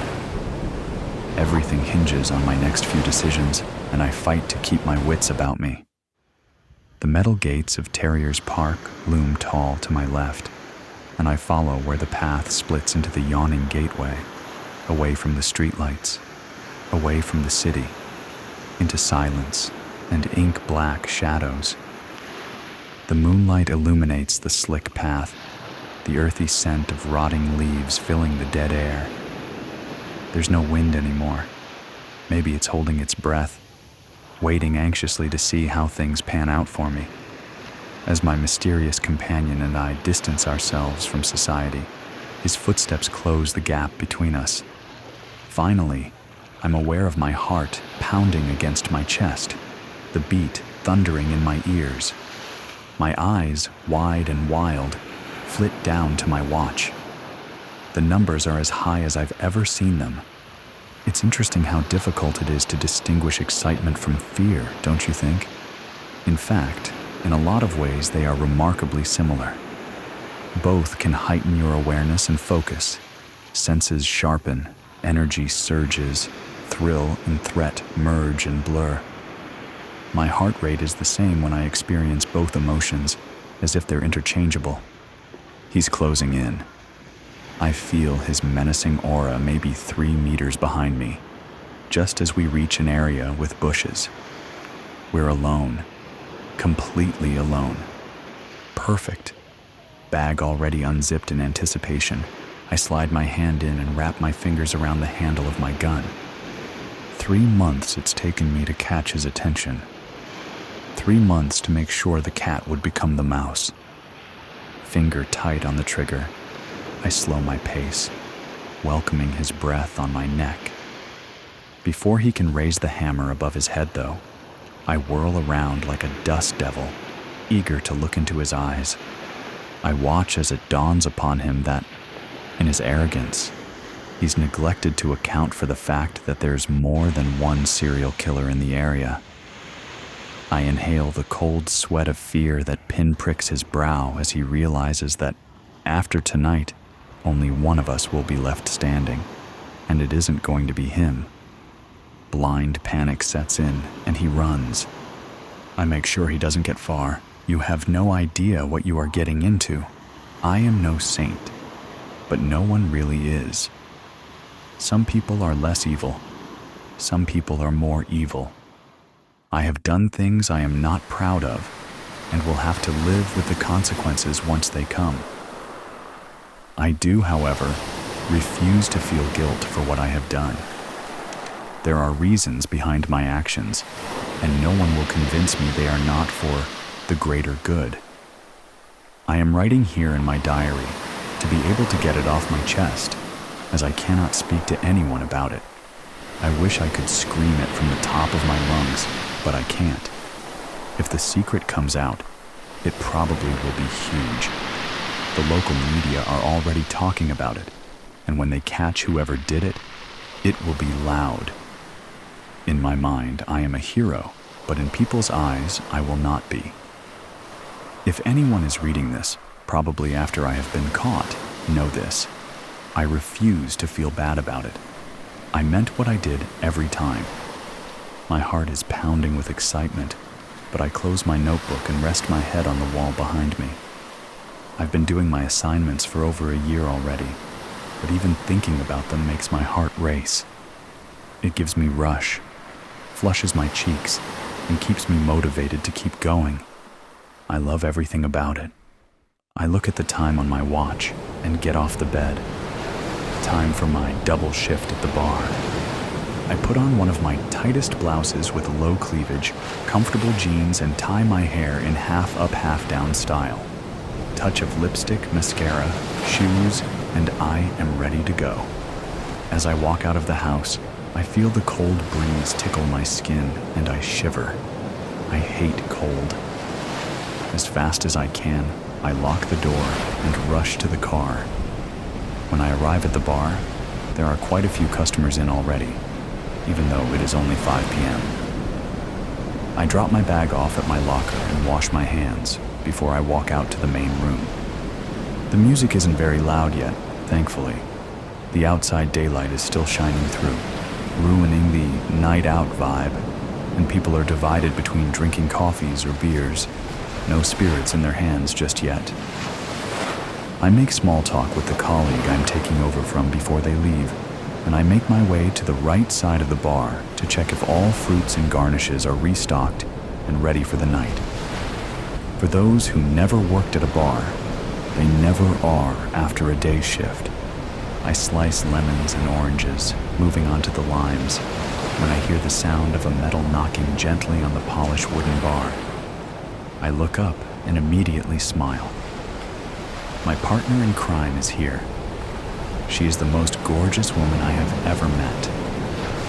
Has long, curly black hair, bright blue eyes, and a smile I could not stop thinking about. I pour her a whiskey on the rocks and without a word, let her casually look around for the first 10 minutes.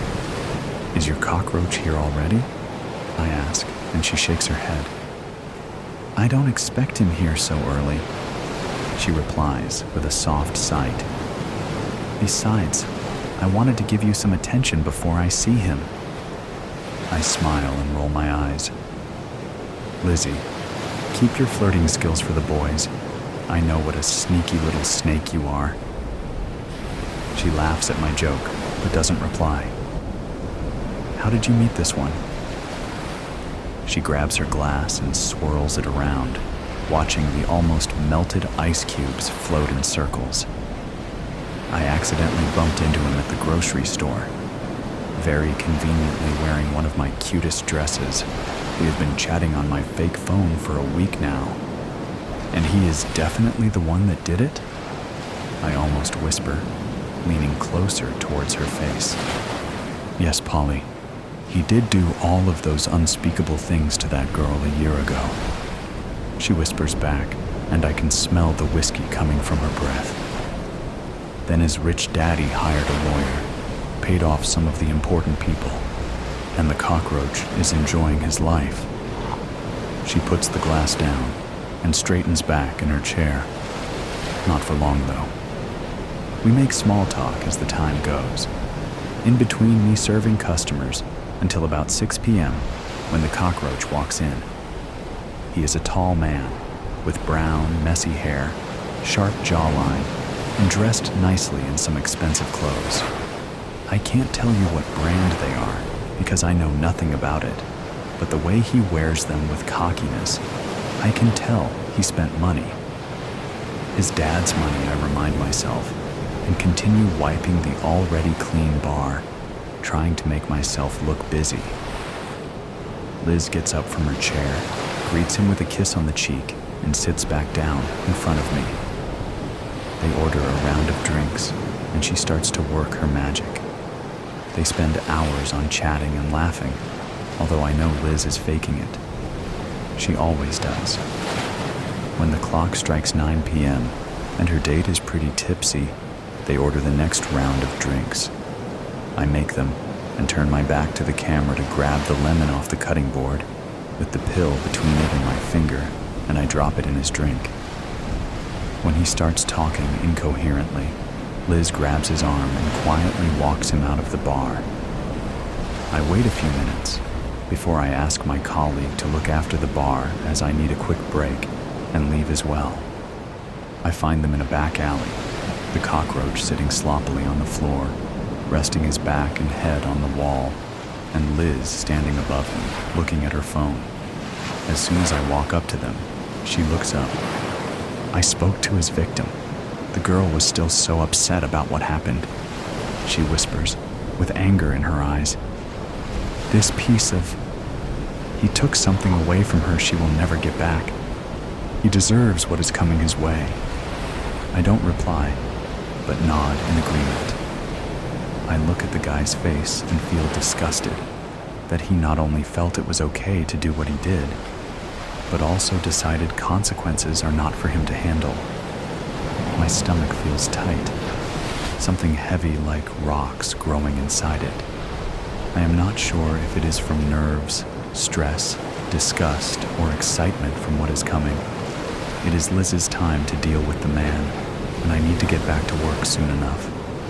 I help her tie his hands and feet, put him in the boot of the rented car, and turn to Liz. "He should have admitted and faced the punishment," I hear Liz say as she slowly walks towards the driver's door. She isn't looking at me, and I am not sure if she is talking to herself or me. He is a gross, creepy cockroach who has done something horrible, and he needs to pay. The smug smile he had on his face when the case was dismissed, knowing he got away with it. I see her shake her head in the streetlight falling on her from above. Well, he didn't. They don't anymore. I whisper back and walk into the bar. HIM. I can feel the headache getting worse as the shouts don't end. Mr. Robertson came to report his son's missing, but ever since we took all the information and said we will look into it, he has been shouting at various officers. He wanted the whole station up at this moment and searching for his son. We tried explaining to him that we will not be able to find him within the next hour, so when he kept shouting, we threw him out, threatening with a ticket. I spin around in my chair to look at the cork board again, but feel hopeless. Missing men keep being added to it, but no more clues have been discovered.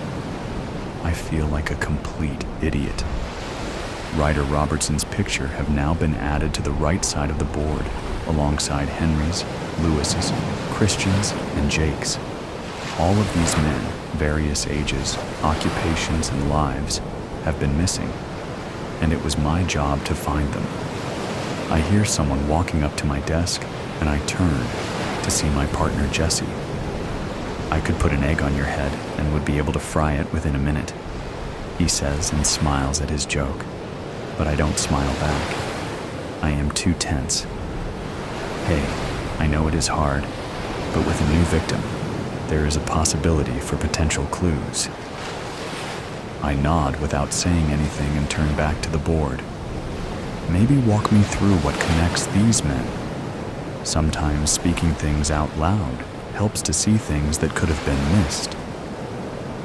I sigh but agree, for the sake of not having any other ideas.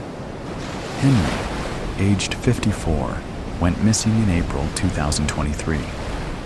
In February 2023, he was found not guilty for domestic violence on his wife. Lewis, aged 22, missing in July 2023. There was an old report to the police about attacking his ex-girlfriend, but she came back to retract the report, saying they just argued and she was okay.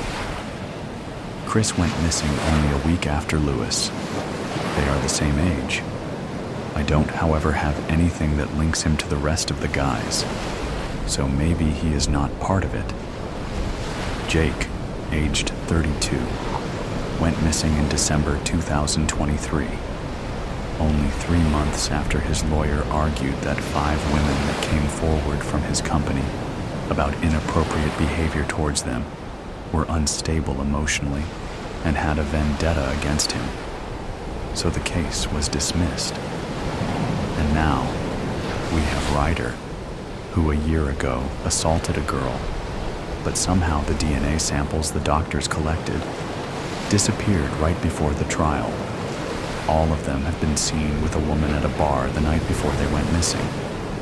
So, the only thing that connects these men are vile actions against women. What if the women did it? I laugh and roll my eyes. Yes, because the experienced detective didn't think of that. I will check with the girl from Ryder's case, but all others have rockstone alibis. I pinch the bridge of my nose with my fingers and rub it, trying to get rid of the headache. Soon enough, this case will be assigned to someone else, since I can't seem to get any leads. And this would be an absolute nightmare for a young, ambitious detective like me. I needed to get at least something to keep me going. "I think you need a drink," Jesse says, and I look at him from under my eyebrows. "When we're done tonight, we are going out.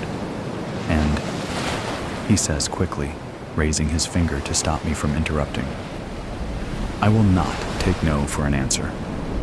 So here I am now, at the bar, sipping my beer and listening to Jesse vent about the argument with his girlfriend. I politely nod, but only listen to every third word, because the focus is escaping me too quickly. I love him like a brother, but help me God with how much he talks. I look around the bar, trying to look casual, but the moment my eyes land on her, there is nothing casual about me. She walks in with her long strawberry blonde hair, gorgeous black dress, and boots heeled so high, I am surprised she isn't falling every second step. But she has this confident aura about her. She has her head held high like she owns this bar, and I am mesmerized.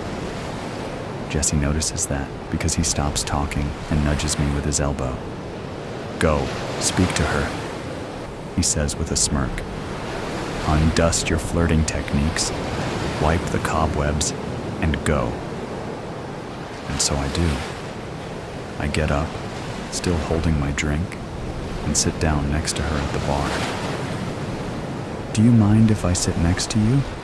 I ask, and she turns, looking at me with big brown eyes. She smiles. "Of course not." She answers softly. "My name is Polly." "Alex," I say, and shake her hand. "Let me buy you a drink, Polly, if that's okay. The Heist Connoisseur." I exited the world of Coca-Cola at 2:19 p.m. No sweat, no fear. After all, I've stolen from the greatest museums in the world. That said, my pocket did feel heavier. The one with my phone, which contained a picture of the original Coca-Cola secret formula. Only 2 senior executives know the formula entirely at any given time. It's that secret. Well, now there are 3. I crossed Baker Street onto Centennial Olympic Park. I scanned without appearing to scan and noticed 2 men in black suits. I increased my pace without drawing attention to myself. Could they be from the museum? Surely not. I would have noticed. Over the last 6 weeks, I've patiently cased the famous tourist trap, working as an electrician, my original calling, before becoming the world's most notorious burglar. I prefer Heist Connoisseur, but the FBI won't use it. To them, I'm just an ordinary thief. It's so hard to build one's brand. I stopped and sat on a park bench. The suits looked uncomfortable with my sudden inaction. They slowed but maintained their direction. They were following me. My photographic memory flipped through the museum's security personnel, and those 2 were not there. I got up and walked to them. We were surrounded by kids playing, lovers holding hands, and walkers listening to mumbled headphones. These two won't make a scene. I, on the other hand, will. It was easier to disappear in chaos. I love pizza on mountain roads if it's December, I said, looking in the opposite direction of the startled pair. What? One of the suits said. Come on. You must give the counter-response or I'm out of here. They both squirmed. I couldn't have shocked them more had I stripped down to my tighty-whities and danced. We don't know what you're talking about. They attempted to move past me, but I intercepted them. All right, enough games. Why are you following me? They looked around as if trying to find the hidden candid camera. Face recognition. We've been sent to verify. Me? Which notorious criminal do I look like? Don Bard. The Heist Connoisseur? They tensed up. I tipped my hand. Only the FBI and I know that moniker, even if they pretend they don't. The suits drew their guns. I had already seen 2 police officers standing near a hot dog cart, only a stone's throw from us. I shouted "gun" and pointed at the 2 suits. The police officers reacted quickly. "Put the weapons down!" they shouted with their guns aimed at the men in black. The neckties dropped their guns and raised their hands. In the confusion, I disappeared among several walkers running from the chaos. I never looked back, but I overheard the 2 suits yelling, "We're FBI." I must be slipping. I know better than to allow a Big Brother camera to get a full view of my face. Perhaps I'm getting too old for this. It may be time to retire. They say you should retire at the pinnacle of your career. Is there any higher pinnacle than the Coke formula? The suits and cops should have made peace by now. I doubled back and sat on a bench, never leaving the park. The best place to hide is where you begin. No one ever thinks to look where they lost you. Now that I could sit peacefully, it was time to get the nerd working to sell this picture. "I've got the pic," the nerd texted back. "On it." How much is this adventure worth? Coke's retained earnings are a little shy of $75 billion. Imagine $75 billion. Now imagine 100 million. Both are impossible for the average Joe to wrap his brain around. But I've done the math. 100 million is only 0.133% of Coke's available cash. Not even 1%. My phone vibrated. Coke says they won't pay. Not surprised. Move on to other buyers. It's a dangerous game Coke is playing. Someone might buy it. If no one does, I'll fling the formula over the web. Nomads in the Arabian Peninsula will make Coke in their tents. 10 minutes later, Musk backed out. Pepsi still on the fence. I once considered stealing the Mona Lisa. Its estimated value is $1 billion. Coke could buy 75 Mona Lisas, but it won't toss me a measly 100 million. Pepsi got cold feet, afraid of repercussions. Plan C? Yes. That took me aback. I have enough plans to go through the alphabet twice, but I believed Pepsi would buy it, if for no other reason than to gift it back to Coke as a goodwill gesture. Imagine the free advertising. And on top of that, Pepsi would be seen as the biggest-hearted corporation of all time. Apple wants it, says they're going to make it better, the nerd texted. I have my standards, no changing what has worked. Number go to plan D. What's wrong with that fruity company? And what's up with the bite out of the apple? Is it Eve's apple, the one that caused the fall of man? Now that I think about it, that is a good logo for them. I put down the phone and took in the beauty. Trees rustling, squirrels nibbling, birds singing. Of course, cars honking, people shouting, runners thudding, and sirens blaring accompanied the otherwise tranquil symphony. Buzz. TikTok made an offer. I may be a thief, but I'm a patriotic thief. No exclamation mark. I was beginning to believe I'd have to follow through on my threat to release the formula on the web. Then my eyes read the text I was hoping to see. Coke called back, says they will pay. I remained unaffected on the outside, but fireworks went off inside. I was about to score my largest heist. Who knew a soft drink formula would bring in more than crown jewels, famous diamonds, and priceless works of art combined? Well, me, but I hate to toot my own horn. Send the picture. No copy. They will know. The nerd texted. My hand was shaking a bit. I pushed send. Oops. It's been over 6 months since my oops. Since then, the 3 who knew the formula have grown to over 8 billion.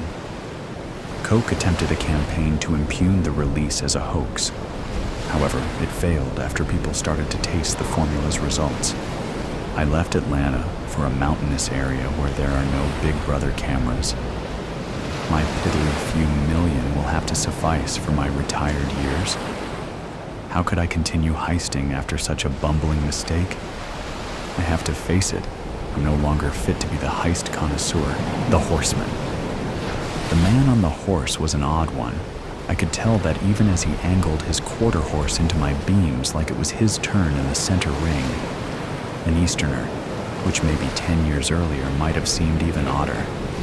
Little dressier than the average rancher, handled his animal like he knew how, but had learned it someplace else. Saw you from the rise, the man said. Easterner, all right. Kind of horse-faced fellow with a government haircut and a big nose that reminded me of the Jew families that had passed through the dust and winds in Pop's tourist camp on their way to California. Not that I gave a damn. Pop hadn't given a shit about God after he'd took Ma in 32. And so he likewise didn't give 2 shits about anybody's private dealings with the Lord with or without Jesus. No, it was the man's eyes. Big, calm, curious. Do you need some assistance? My old Nash 400 was running like a top on 4 threadbare but plump tires, and the trunk was flung open with the jack still clamped into place. And then there was the Indian blanket I'd got in trade for some janitor work at the last gas before the next last gas on the way to my pot of gold that had turned into a cesspool about 2 hours ago. Oh, and the shovel lying next to the blanket rolled tight like a Tulsa oil man's stogie on the dirt under the lip of the trunk. Even without Jesus putting his 2 cents in, it wasn't the way I'd been raised. But like I said, it was the eyes, unblinking even in my headlamps. And that slow smile he gave me as I pulled Pop's old Colt out of my belt and made him a third eye, like I'd done him the biggest favor in the world. I'd settled in Espanola a couple years after the Depression ended. Though, or maybe cause I'd helped the town undertaker put a number of such folks under the shifting Oklahoma topsoil for a few pennies a body, I'd sought out someplace a little more off the path of men, desperate or stupidly hopeful enough to drag their wives and young ones through the valley of death to a pot of gold that didn't exist. But everything shrinks as we grow, my pop once said, and it wasn't too long until they started to trickle south off the California Trail into the desert. College types, engineers, they said, Easterners, Jews, I heard, and more than a few foreigners who weren't fooling anybody with names like Henry Farmer and Nicholas Baker. Now, I'd never been out of Oklahoma before Pop's lungs finally gave out, and I dug one last grave this time for free, and I'd sure as shootin' never met any Germans.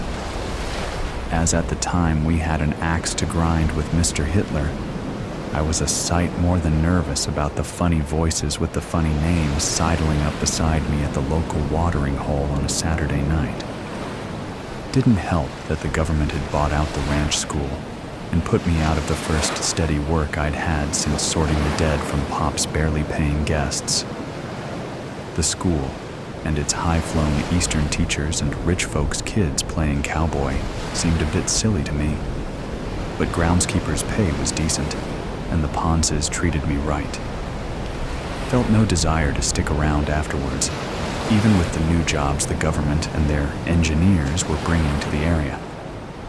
What the Easterners and foreigners specifically were doing may have been the best-kept secret in the Southwest, but the tighter you keep the lid on the pot, the bigger the mess when things boil over.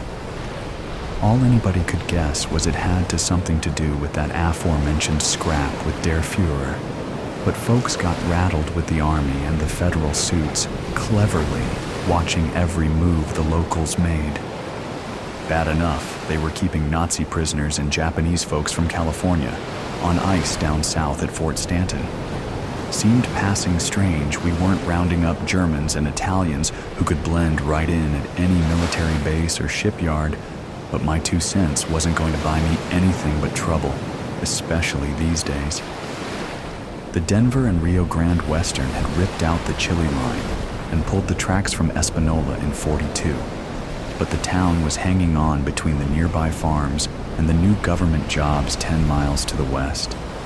I was a handy sort with nowhere really to go, so I hung on too, in what passed for the middle of nowhere. If you want to make God laugh, tell him your plans. I think that's in the Old Testament, or maybe some tourist dropped that pearl on me on their way to the new promised land. As I now headed the opposite direction, back through Espanola and north past Taos into the mountains near the Colorado border, I could feel God's jeering presence. Poor time to get religion, with 2 bodies stuffed in the trunk and a ticket to hell waiting at the station for me. When I think about it, and believe you me, I have, maybe that's precisely the time. I put them deep in the Carson forest. It was a skill I thought I'd put behind me. But even the dead can surprise you. I was in my bed a few hours before dawn, contemplating and shivering on the bare mattress. It was sheep country. I could get a new blanket in the morning, though at this moment I wasn't sure of the need. Barring rattlers, the horse was the only one got off free that night. Hitler willingly gave up his ghost in the spring of '45, and his pal Mussolini got a date with a firing squad and a public showing strung up like the day's catch outside a Milan filling station. It took close to 3 more years to rein in Hirohito. After destroying the Japanese Navy and taking a string of Pacific islands, hemming the empire in nice and neat, we rained fire down on Tokyo, Osaka, Hiroshima, and Fukuyama. I say we, although I spent most of my stint with the 124th Transportation Battalion in Luzon, up to my elbows in axle grease and sweat. I'd signed up 2 months after that night in the forest, reasoning only more blood would wash away what was on my hands and my soul. I was pretty much nobody in the middle of nowhere, and when no GIs or Eastern-looking fellows in suits and badges showed up on what passed for my doorsteps, I figured Uncle Sam had chalked things up to Nazi spies, or an unlucky turn on a dark plateau trail, or maybe Junior, as I'd come to call him, just bugging out. It was those goddamned eyes. He seemed like a man looking for a back door out of purgatory. Wonder if the sergeant at the Santa Fe recruiting office spotted anything like that in my bloodshot brown eyes. See, thing with being nobody, having nobody in the middle of nowhere is the company you're forced to keep. Nobody was ever likely to find the bodies, and nobody was likely ever going to spill a tear over the man who'd soiled my good blanket. But every time I listened to the bodies piling up on the radio, I wondered how many others I'd buried. Just what was it that midnight Horseman had been up to at the old ranch school, with his army of eggheads with phony names and their army keeping the whole town under wraps? And why did most of the lot just pull up stakes a few weeks after? Had to be some kind of secret weapon, blow the Krauts and the Japs off the map, my guess. For one bleary moment, I thought my brain had contracted TB and an Irish brogue. but it was one of the Denver and Rio Grande Western's Gandy dancers who'd lost a knee and his toes and the works in between to a 3 p.m. coal car maybe 15 years ago. It hadn't broke him of the whiskey. He read too many of those cheap detective magazines with the gumshoes and masked crusaders and flying saucers and half-naked women about to be sawed up, or worse, and I'd had my wits about me. I'd have heard him creaking down the planks and cleared my stool. "And what makes you think that?" I asked, 'cause it was the noise I needed. "My sister's boy. He does some plumbing and odd jobs for them mad scientists down the road." The old man wheezed. "Seems like everybody's in an uproar over the boss fella gone missing a few weeks back. Seem to think there's spies all about, Nazis or commies or some such. Young Danny happened down the long hall, and the soldier boys there grilled him near to medium well." "Boss?" My voice went up a couple notches, but he was too stewed to notice. "Some Jew scientist from California supposed to be grand muckamuck of the whole operation. Jingleheimer, Weisenheimer, something like that. Some of the talk is, this Jew might be the spy." He leaned in on the half-leg and grabbed my sleeve as a thick cloud of coffin varnish sent me reeling back. "Now, you think about it, boyo. Why you think every man-jack's knickers are in such a knot, lest something big was in the works? You ever hear of atoms? You know, the stuff what we're all of us made of? Well, I hear tell Hitler and his boys have found a way to split them atoms, to just rip all of creation apart. Unless we get there first and blow the fella to hell first, little wonder them Nazis would want to rub out Dr. Jingleheimer." He then toppled from his stool. I caught him halfway to the floor, jostled him back into place, and made for the door. Crisp desert night outside, the moon too close and stars scattered across the black, nothing like atoms torn asunder. I jumped in the Nash, somehow made it alive back to my shack, and packed for my penance.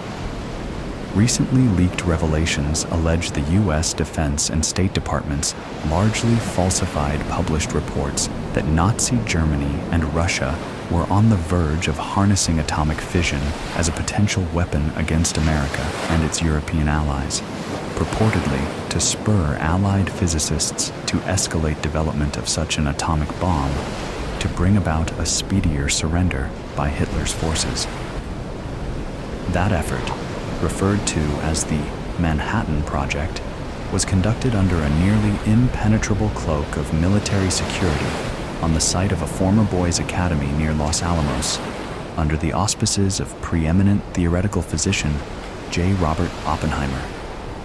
Without revealing the nature of his work, Oppenheimer's mysterious disappearance late one night in 1944 sparked a massive manhunt, and rumors the eccentric scientist had collaborated either with the Germans or the Russians, given his wife and brother's ties to the American Communist Party. The case remains open to this day, and the Manhattan Project ended shortly after Adolf Hitler's suicide and the effective fall of his Nazi regime. Amid the loss of one of its most brilliant minds and fears of further security breaches, the remaining physicists of Los Alamos declared the project a failure. Or so we thought. I talked this week with Isidore Isaac Rabi and David L. Hill, former Manhattan Project researcher. In a 60 Minutes exclusive, Rabi and Hill reveal for the first time that they and other project scientists concerned about the long-range implications of atomic warfare conspired to conceal their findings from the military. Rabi, Dr.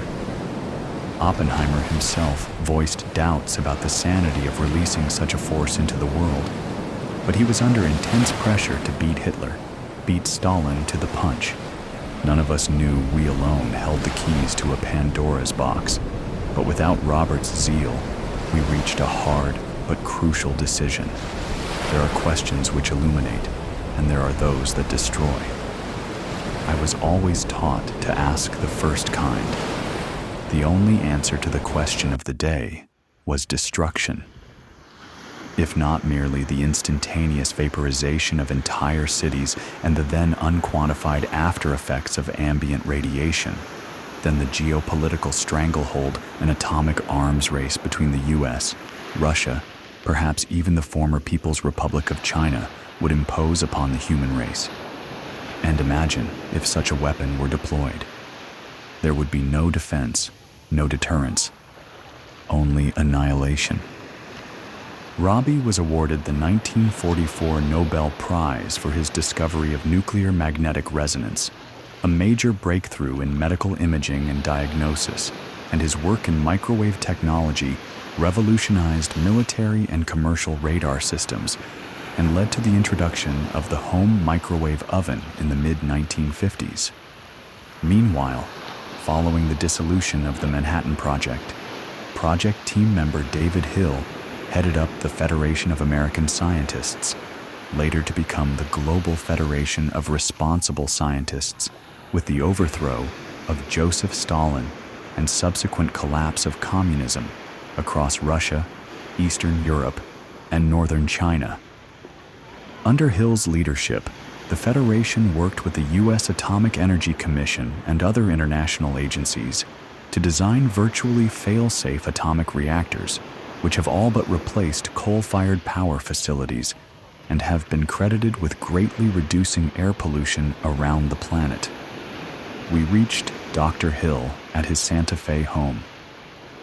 Hill continues to defend Oppenheimer's patriotism and loyalty, as he has since President Truman branded the missing physicist a traitor in league with communist factions. Hill. The consensus was that the specter of atomic warfare and destruction would come to eclipse any prospect of science in the public interest. We've harnessed the power of the atom to save lives and provide clean, safe energy.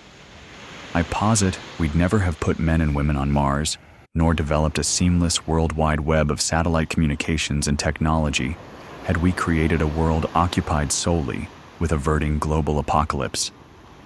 Wallace. Not everyone concurs with your assessment. Retired Major General Boris Posh, who headed up the investigation into Oppenheimer's disappearance in 1944, argues you and your colleagues withheld vital scientific information that might have ended the war 4 to 5 years earlier, saving, in his words, countless American and civilian Japanese lives. And to this day, Posh believes Oppenheimer was complicit either in your deception or acts of espionage. He's pushing the Justice Department to bring formal charges against what he called the Manhattan conspirators. Your response? Hill. Mr. Wallace, I'd invite you to imagine a football stadium filled to the rafters with all those American, British, Australian, Russian, Japanese casualties. Then imagine dropping a bomb that would wipe out an area 5, 10, 100 miles around that stadium. Then look ahead at the radioactive wastes that would linger in the air above that area for months, possibly years, that might carry across 100, possibly thousands of miles. Multiply that by as many bombs as it might take to prove we mean business. As for Dr. Oppenheimer, you have to understand the exhaustion and stress we were all under. Robert's way of dealing with that pressure, his doubts about the work and its consequences, was to ride the mountain trails around Los Alamos, through the Sangre de Cristo and the Jemez mountain ranges. He loved New Mexico, and he loved his horses. We were on the verge of a key breakthrough at that point, and he vanished shortly after supper. Most of us knew where he'd probably gone, and when they found his horse wandering around the plateau about 3 miles off, we figured he'd met up with some kind of misadventure. Dr. Oppenheimer would never have let that animal to languish in the wilds. That was something General Groves and his men would never understand.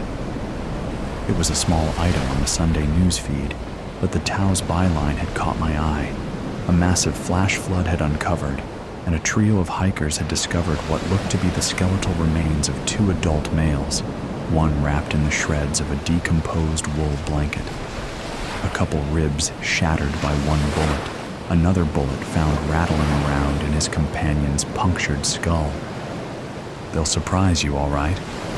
And with them, the rest comes surging back. The soldiers, the flyers, the privates and colonels and generals, the moms and dads and sons and daughters caught in the spitfire, the moms and dads and sons and daughters snared in limbo, merely for being the face of the enemy, or a fair enough approximation. The odd horseman with the tortured eyes who'd suffered such indignity and injustice for taking a midnight ride. I'd taken a single souvenir that night in the forest, secreted it away to the Pacific on the second great California migration to find that golden pot in the airplane plants and the aeronautics trade. Tucked it in a bedroom drawer through a marriage, 2 sons, a funeral, and 2 graduations. Buried it deep packing for that one final job far, but not far enough away. Now, it seemed, was the time. It had been a tough week in the field, and I'd hoped to catch the satellite feed of 60 Minutes and maybe Columbo, but this finally seemed the time. I set the yellowing badge, number 76, I guessed how the brass kept track of their college boys, on top of the TV monitor, trying not to look in those damnably damned eyes this time. Bye, JR. Then I wrote this for you, whoever you wind up being. You can see the right people get it. Then I think I'll step out for a bit of air. The desert is beautiful at night, especially in the high beams of a double moon, in too deep. Sean sat alone in a dark confession booth, fighting back his tears. The mesh slat to his right took the shape of the crucifix. A door clicked open, and light shone through the slat, before vanishing as the door shut. I wondered if I would see you again, said the priest, sitting beyond the divider to Sean's right. The devil sat on his left. Read it to me one more time, Father, Sean said. The voice that spoke through the crucifix was soft. I would be more help if you just told me.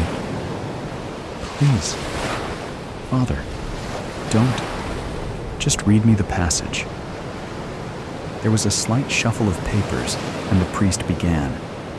Forthwith Judas came to Jesus and said, "Hail, Master," and kissed him.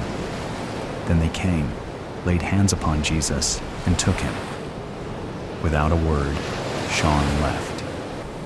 Moonlight spilled across the Liffey while the sound of beer bottles clattering carried from the other side of the river. Sean meandered with his hands stuffed in his coat pockets, while his breath fogged in the cold air. A set of headlights crept from behind, casting his shadow lankly across the cobblestone. "Finn," called a hushed voice from behind. "Finn, where the heck have you been? I've been looking all over for you." Sean tensed, not wanting that name to follow him. Not tonight. He turned and held up a gloved hand, blocking the car's light. All he could see was the shadow hanging out of the driver's window, but he recognized the voice. It was his handler. "Christy?" Feck's sakes. Christy stepped out of the car and closed the door, the sound loud in the quiet street. He paced over to Sean and they walked together. Sean sighed. "I'm sorry, I had to..." "See the fecking priest again?" Christy touched Sean's shoulder and continued. "Finn, it'll be all right, lad. We're almost there. 5 years of hard work and it's all about to pay off." He released a large breath. The vapor rose and faded. "Feels longer." "Aye." Sean knew the question was coming and wondered whether Christy genuinely cared about his visit to the priest, or if he was simply trying to maintain a sense of familiarity. 5 years, and Christy was the only one from the outside Sean was allowed to contact. He'd requested a therapist, and Christy had come back a month later with the response, "Can't, lad. Too risky." Anything you need to get off your chest, you tell me. How could he tell Christie he wanted out of the gig? After 5 years of being deep undercover within the largest criminal gang in Ireland, how could he share his doubts now? So, began Christie. The question, the reason he was here, incoming, have they told you who you're going to whack? Sean walked over to the river's railing and placed his hands upon it. Neil, he muttered. What? No, he said. Don't be so hard on yourself. The guard's never going to let one of their own commit murder, not even to off some degenerate. Sean nodded. As soon as you know anything, and I mean anything, location, victim, accomplices, you let me know and I'll pass it on. Conspiracy to commit murder. That's all we need. Besides, I shan't be hard to find. I'm stuck chauffeuring around the old Bell and Michiel. God knows I want to put that cranky so-and-so in cuffs myself. All right? Sean nodded again. The truth lay on his tongue, involved in a bitter feud with a lie. Christie, he said as his handler headed back to the car. Christie turned, the headlights again shining and making him appear like an obscure shadow. You right? Sean opted for the truth. Tomorrow. The hit's tomorrow. The next day, Sean met Liam, Michiel's son and Sean's unwitting informant, at the Gaelic Warrior Boxing Club. The 6 a.m. session stunk to high heaven with sweat, while the sound of dozens of gloves smacking pads filled the large shed. Sean climbed the steps onto the main ring where Liam watched Patrick, the bullman Doherty, a young gun who eyed the world title. Finn, said Liam, what's the crack? They clapped hands and embraced. The first thing Sean wanted to do was to ask about the hit, but he was well practiced in pretending to be someone he wasn't, so he kept his conversation cordial, waiting for Liam to bring it up. How's he going? Sean asked, gesturing at the bullman, who was busting a sharp combo on his trainer's pads. Liam tilted his head, a habit usually reserved for discussing drug trafficking, and muttered, He's got talent, but he's a bit of a hothead.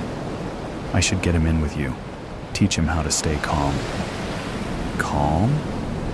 Sean laughed. I don't remember being calm. I just remember being belted. Nonsense, said Liam. I didn't take you on 'cause you can scrap. I manage hundreds of boxers. They can all do that. You can handle pressure, Finn. That's why we chose you for today. Sean's insides tensed, but his eyes remained unflinching. Nothing I ain't done before. Sean hadn't told Christie the entire truth last night. He had told him the hit was going to be today, which it was. He also said he didn't know who they were taking out or where, and that was the truth. But he had said Liam wouldn't be there, and that was bollocks. Well, you ain't done none like this, said Liam. It's a Garda, a dirty coppa. Sean looked towards the boxing class taking place on the floor, hiding his reaction from Liam. Cold air swept over his skin. His shoulders shuddered, and his mind flashed to images from 4 years ago. He was 27, and the bright lights dazzled overhead. The coach was there, but he hardly remembered him. He remembered Michiel and Liam in his corner. His opponent was some hard-bred scouser, as bald as a hard-boiled egg, with a mashed nose and a bitter scowl. The scouser eyeballed Sean, and Sean was shit-scared. Don't worry about that prick, Liam had said. He don't look tough. It's some inbred deformity. Sean turned and leant over the corner ring. Michiel rubbed his shoulders, speaking sternly. Come out with 3 fast jabs. Bam, bam, bam. He'll slip the last one, then pow right hook. You tracking? Sean nodded and spat out agreement over his mouthguard. All right, said Liam. Give him hell. The bell dinged. It had been a tough fight, one that went the distance, and when it was all over, the name Finn was called out. He'd won, and the rest of the night was a blur down at Temple Bar. But before the first pint was raised, Sean had been overcome with a feeling, a deep relaxation that settled itself across every inch of his skin. A feeling that told him he didn't have to watch over his shoulder anymore. A feeling that said, relax, they trust you, and you trust them. You trust me, don't you, Finn? Liam patted his shoulder. Sean swallowed and turned back to face him. Of course I do, he said, his heart burning. That same flame that used to cinder at almost every conversation in his first year while he wormed his way in. Now they had discovered he was undercover, that he was a rat, and they were going to off him. Good, Liam said. Trust is important. A car pulled up in the drive, visible beyond the shed's rolled-up door. Christy stepped out of the front, shot Sean a troubled glance, and opened the back door. Michael, the old-school hardman and head of the largest drug trafficking cartel in all of Europe, stepped out. Michial, gray-haired with a stalwart face, raised his hand and beckoned the two men. Come on, lads. Christy's driving. In the back seat, Sean kept his arms folded, squeezing his rib cage as it rose and fell with measured breaths. Liam was on his left, silent and staring out the window as the streets of Dublin flitted by. I've been in this game for over 30 years, said Mitchell from the front seat. And I'll tell you one thing, I've learned a lot. Firstly, if it falls into your lap, then it's too good to be true. Left here, he said to Christy. Christy flicked the indicator. If you tell me the location, I can just punch it into maps. No, said Michial. Where we're going, I don't want the phone to remember. Christy's eyes burrowed into Sean through the rear-view mirror. Michial's gnarled finger appeared in the space between the two front seats, and he continued. Second thing relates to the first. Be careful who you let in. The people you shouldn't trust, the ones who are out to get you, they make it easy. Make your life seem easy, I mean. Anything worthwhile is earned through hard work. Same goes for loyalty. The same thing I'm telling you, Finn. I've been telling Liam all my life. If it comes easy, it's cheap. Apart from the occasional direction from Michial, the rest of the drive was silent, although Sean was in constant communication to the Lord. God Almighty, I ask for your courage as I venture once more into the crossroads. I'm torn between lives and ashamed to admit I have worn a mask for so long that I have forgotten my own face. I used to honor this job, finding those who lived between the cracks of a broken system, but I find myself slipping deeper into the same space with each passing hour. I am in too deep, and I fear the greater sin, to break my oath to the Garda Síochána, or to turn my back on what has become my family. I'm to blame, Father. I sowed the seeds of betrayal, and now I reap the bitter harvest. As Dublin has witnessed my struggle, may the heavens hear my plea. Pull me from this labyrinth, Lord, once and for all. Amen. Christy pulled up at Ballymun, just north of the M50. Their destination was a large pasture that stretched between Dublin Airport and a litter-filled caravan park. We're walking, said Michial. The clouds above were a lamb of gray, and although the grass was short, the men seemed to trudge.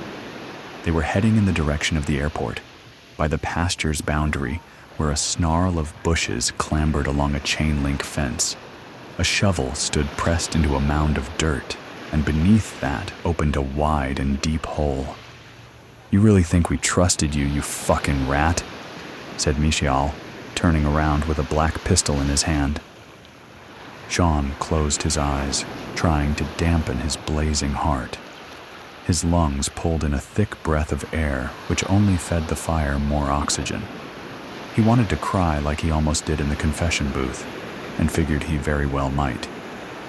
Why not? Sean opened his eyes and saw the pistol aimed straight at Christie. "He's an undercover," said Michiel. "Been pretending to be my driver, all the while sniffing around my backside."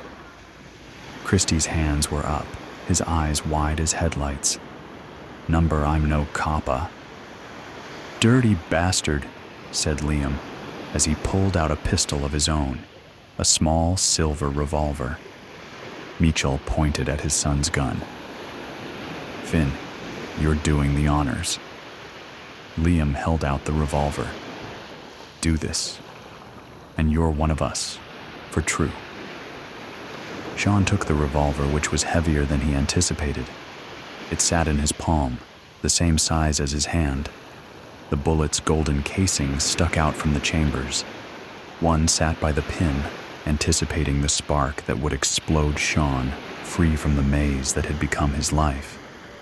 He just didn't know where to aim it, at Michiel or Christie. "Who owns this pasture?" Sean heard himself say. "Don't worry," said Michiel. "I know the farmer. The land is only ever used for grazing. The hole's deep, and they don't crop here. The soil will never be disturbed. No one will find him." Sean took a moment, hearing the screech of a plane's engine as it readied for takeoff.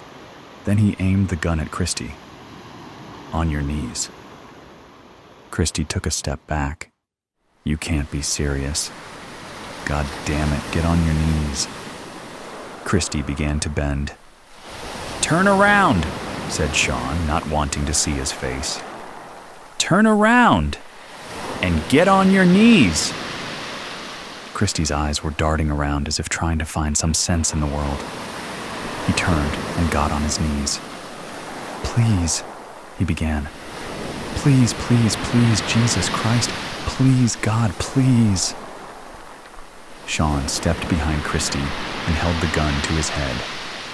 Off in the distance, a plane began its long ascent into the clouds above.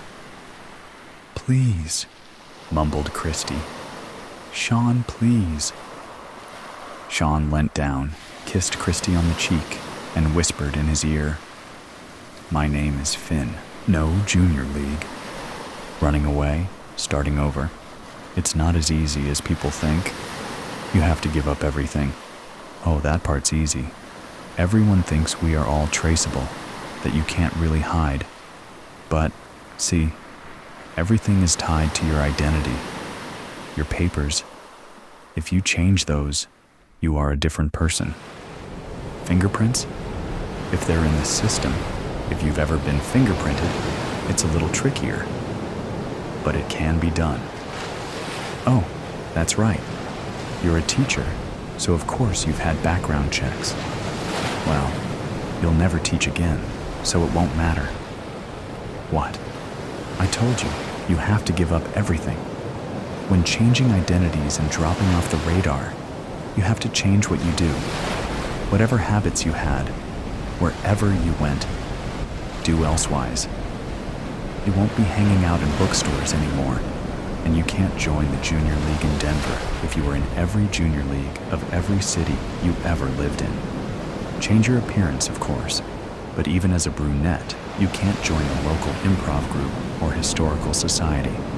That's where they will look for you.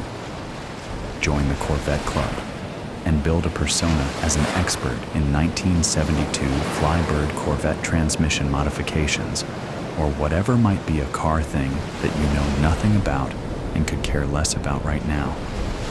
You can join the Quilt Club, or the Daughters of the Mayflower, I guess. If the most important thing to you is dropping out, disappearing, disconnecting, and avoiding the consequences of what you did, you have to truly start over. You cannot be the same person, because when they come looking for you, they will look for her. Changing your papers and license and online trail are just technicalities. Harder technicalities, of course, given the internet and government, but just a technicality. But you have to be willing to change, and I'm really not getting that about you. What is the good of posting misleading social media content like faking a trip to France before abandoning it all if you are just going to go to the city you've talked about since you were a kid? Oh, now you're upset? What did you think this would be like? You would change your name from Emma to Emily and go live your exact life somewhere else, just without going to jail? Were you going to get a husband named Jason, too? Oh, that was cruel. I'm so sorry. You poor thing, dealing with the consequences of your actions one way or the other. Look, I don't think you are cut out for this. You haven't really thought it through. What? No, I won't return the deposit. I don't know. That puts me at risk if I get you transplanted and then you show up at the first community theater audition and get nabbed. Yes, they will. They will be looking for you. Once they follow the dots back to you, you are a goner. They need someone to pin this on. Look, lady, it's not like you are skipping out on a credit card bill or a boring husband. A flashy murder like this, there will be a manhunt. Your picture will be out. You have to go somewhere you never talked about and have no connection to. Change what you look like. Lay low for a while. And then don't do anything you've ever done before. What kind of life is that? What kind of question is that? A life out of jail, I guess. You know what? We're done. I'm out. If you can't, okay. Okay, calm down. Yes, fine. I can still help you. But Jesus, lady, I'm not a psychiatrist. You do this or don't. I don't care. You go home, the back way, please, with your GPS and location off, and call the police and turn yourself in with some kind of sob story. Or you give me your license and credit cards and goddamn library card. Everything. And take this airline ticket and this ID and catch the 4 p.m. flight to Indianapolis. Well, why not Indianapolis? Have you ever been there before? Well then, that's why. Go home and... No, you can't go home and say goodbye. You haven't heard a word I've said. Get out and dash. Oh, that's better. Good. Small bills. At least you listened to one thing I said. Let's see. Yep. That's all of it. You're going through with this then? Give me that. No, the whole purse. You can have back anything that doesn't have your name on it. Take this. You are Sarah Jackson. There's an airline ticket, driver's license, birth certificate, and 1 credit card. Here's the info and PIN for the credit card. Set up an online account. Change the address as soon as you get settled. No passport. You didn't pay me enough to leave the country. In a year, you hear me? Wait a year. You can apply for more credit. You are an orphan and a widow and have no kids. There's a paper with your history and family. Memorize it and destroy it. Do not be found with that. No one keeps around a paper to remind them who their grandparents are. You'll pass a state background check in Indiana, but a federal might get tricky.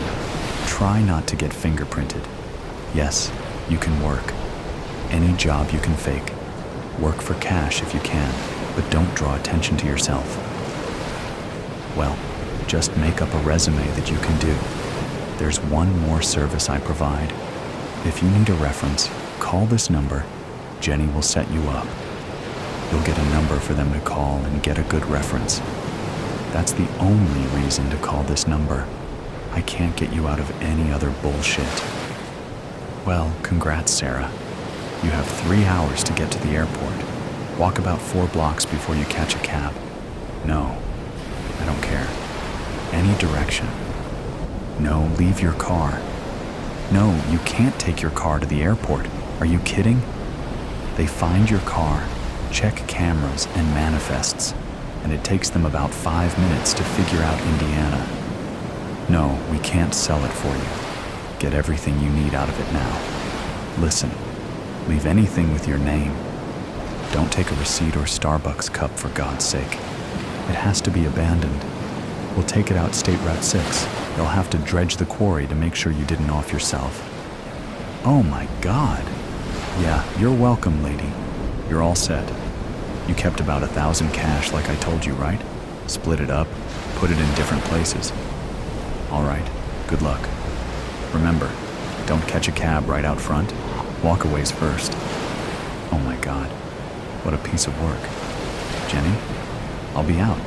I have a deposit to make. Have Mario take this Corolla out to the quarry, the usual. Her? Nah, she won't make it. I give it about a month. Someone will spot her at a bookstore.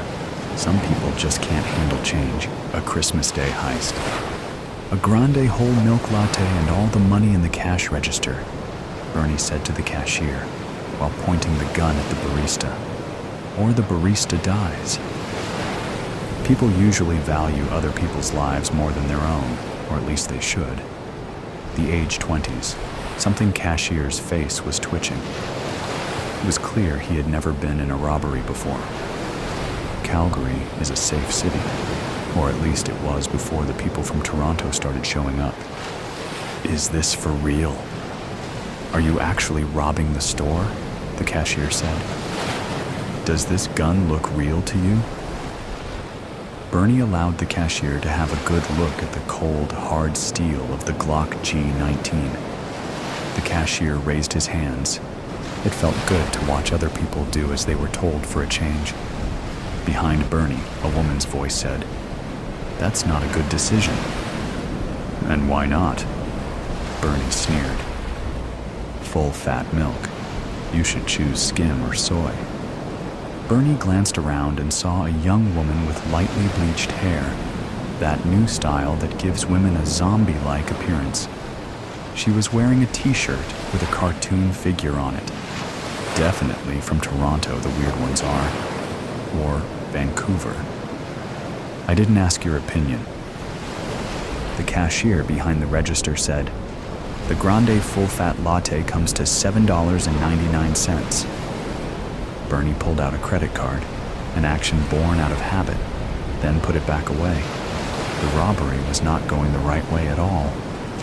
"You are going to give me at least $500, Bernie demanded to the cashier. The girl with the bleached hair began talking over her shoulder again. "I'd like a half skinny flat white with a shot of hazelnut using my Starbucks bonus points."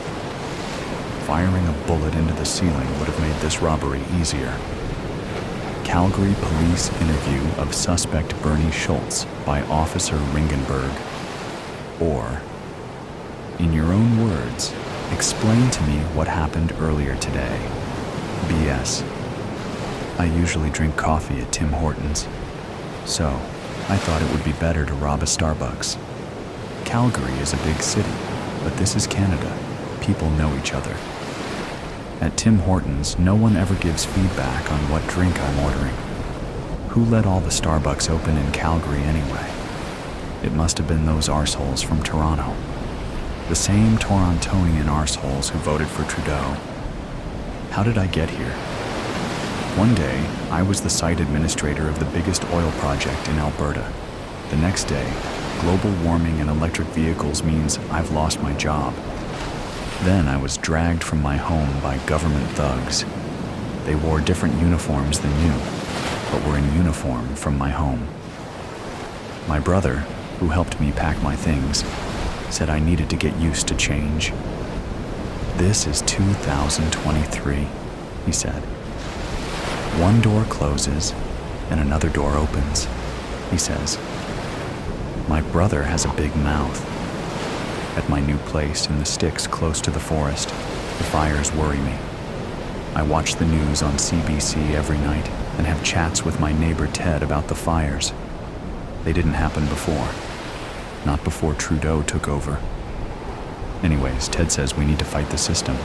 He said if we could get $500 together, we can drive to the Yukon and live in an abandoned cabin over the summer and get away from the lunatics in Calgary.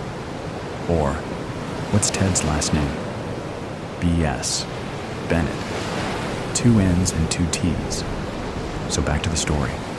Since Trudeau took over, Everything is about pointing out other people's mistakes. People are always telling me what words I'm not supposed to say anymore. Well, thank God some things stay the same. Once a week, me and Ted walked to the Tim Hortons nearby. Even Timmy's didn't have a Christmas tree this year. But that's not going to stop Bernie from having the spirit of Christmas. At that other place, people just wouldn't listen to a woman with a gun. I wanted to shoot a bullet into the ceiling to stop them all yammering. And then you all came in. O.R. Thank you, Bernie. That's all we need today. We're still collecting evidence. Before I start shooting, there's something I'd like to say, Bernie announced. I hope you have a Merry Christmas. She turned from the cashier to the barista. And you too, Merry Christmas. Ma'am, here's your latte and have a Merry Christmas, the cashier said. Then he added, I don't usually say that, and looked at the other people listening in the store. They had stopped talking to each other and were paying attention closely, in the way every high school teacher dreams of. Bernie gave everyone present a stern look, one that showed she meant business. Her arm was getting tired. She forgot how heavy guns were. The cashier had been holding his hands up for quite a while and was getting tired too. Sorry, ma'am. I can't give you all the money in the cash register, he said slowly and calmly, because this is a cashless store. His eyeballs moved back and forth between Bernie and the sign next to the cash register. It said, This is a cashless store. Bernie groaned. It's because of those people from Toronto again. I'm from Calgary, the cashier explained. Bernie didn't know how to respond to that. Doesn't your son come in here? The cashier asked. Bernie realized at that moment she should have worn a disguise. Outside, flashing red lights appeared. Bernie watched with concern as police cars filled the parking lot. The cashier, in a kind voice, the tone a person might use to give a suggestion to a friend that the color of his sweater doesn't match his pants, said, They might shoot you if you're holding that gun. It doesn't matter what age you are. As Bernie thought about putting the gun down, one of the police looked into the window and then walked straight in. Bernie has thought they might surround the building and start a kidnapping negotiation. She had planned to ask for a taxi to the Yukon to let everyone go.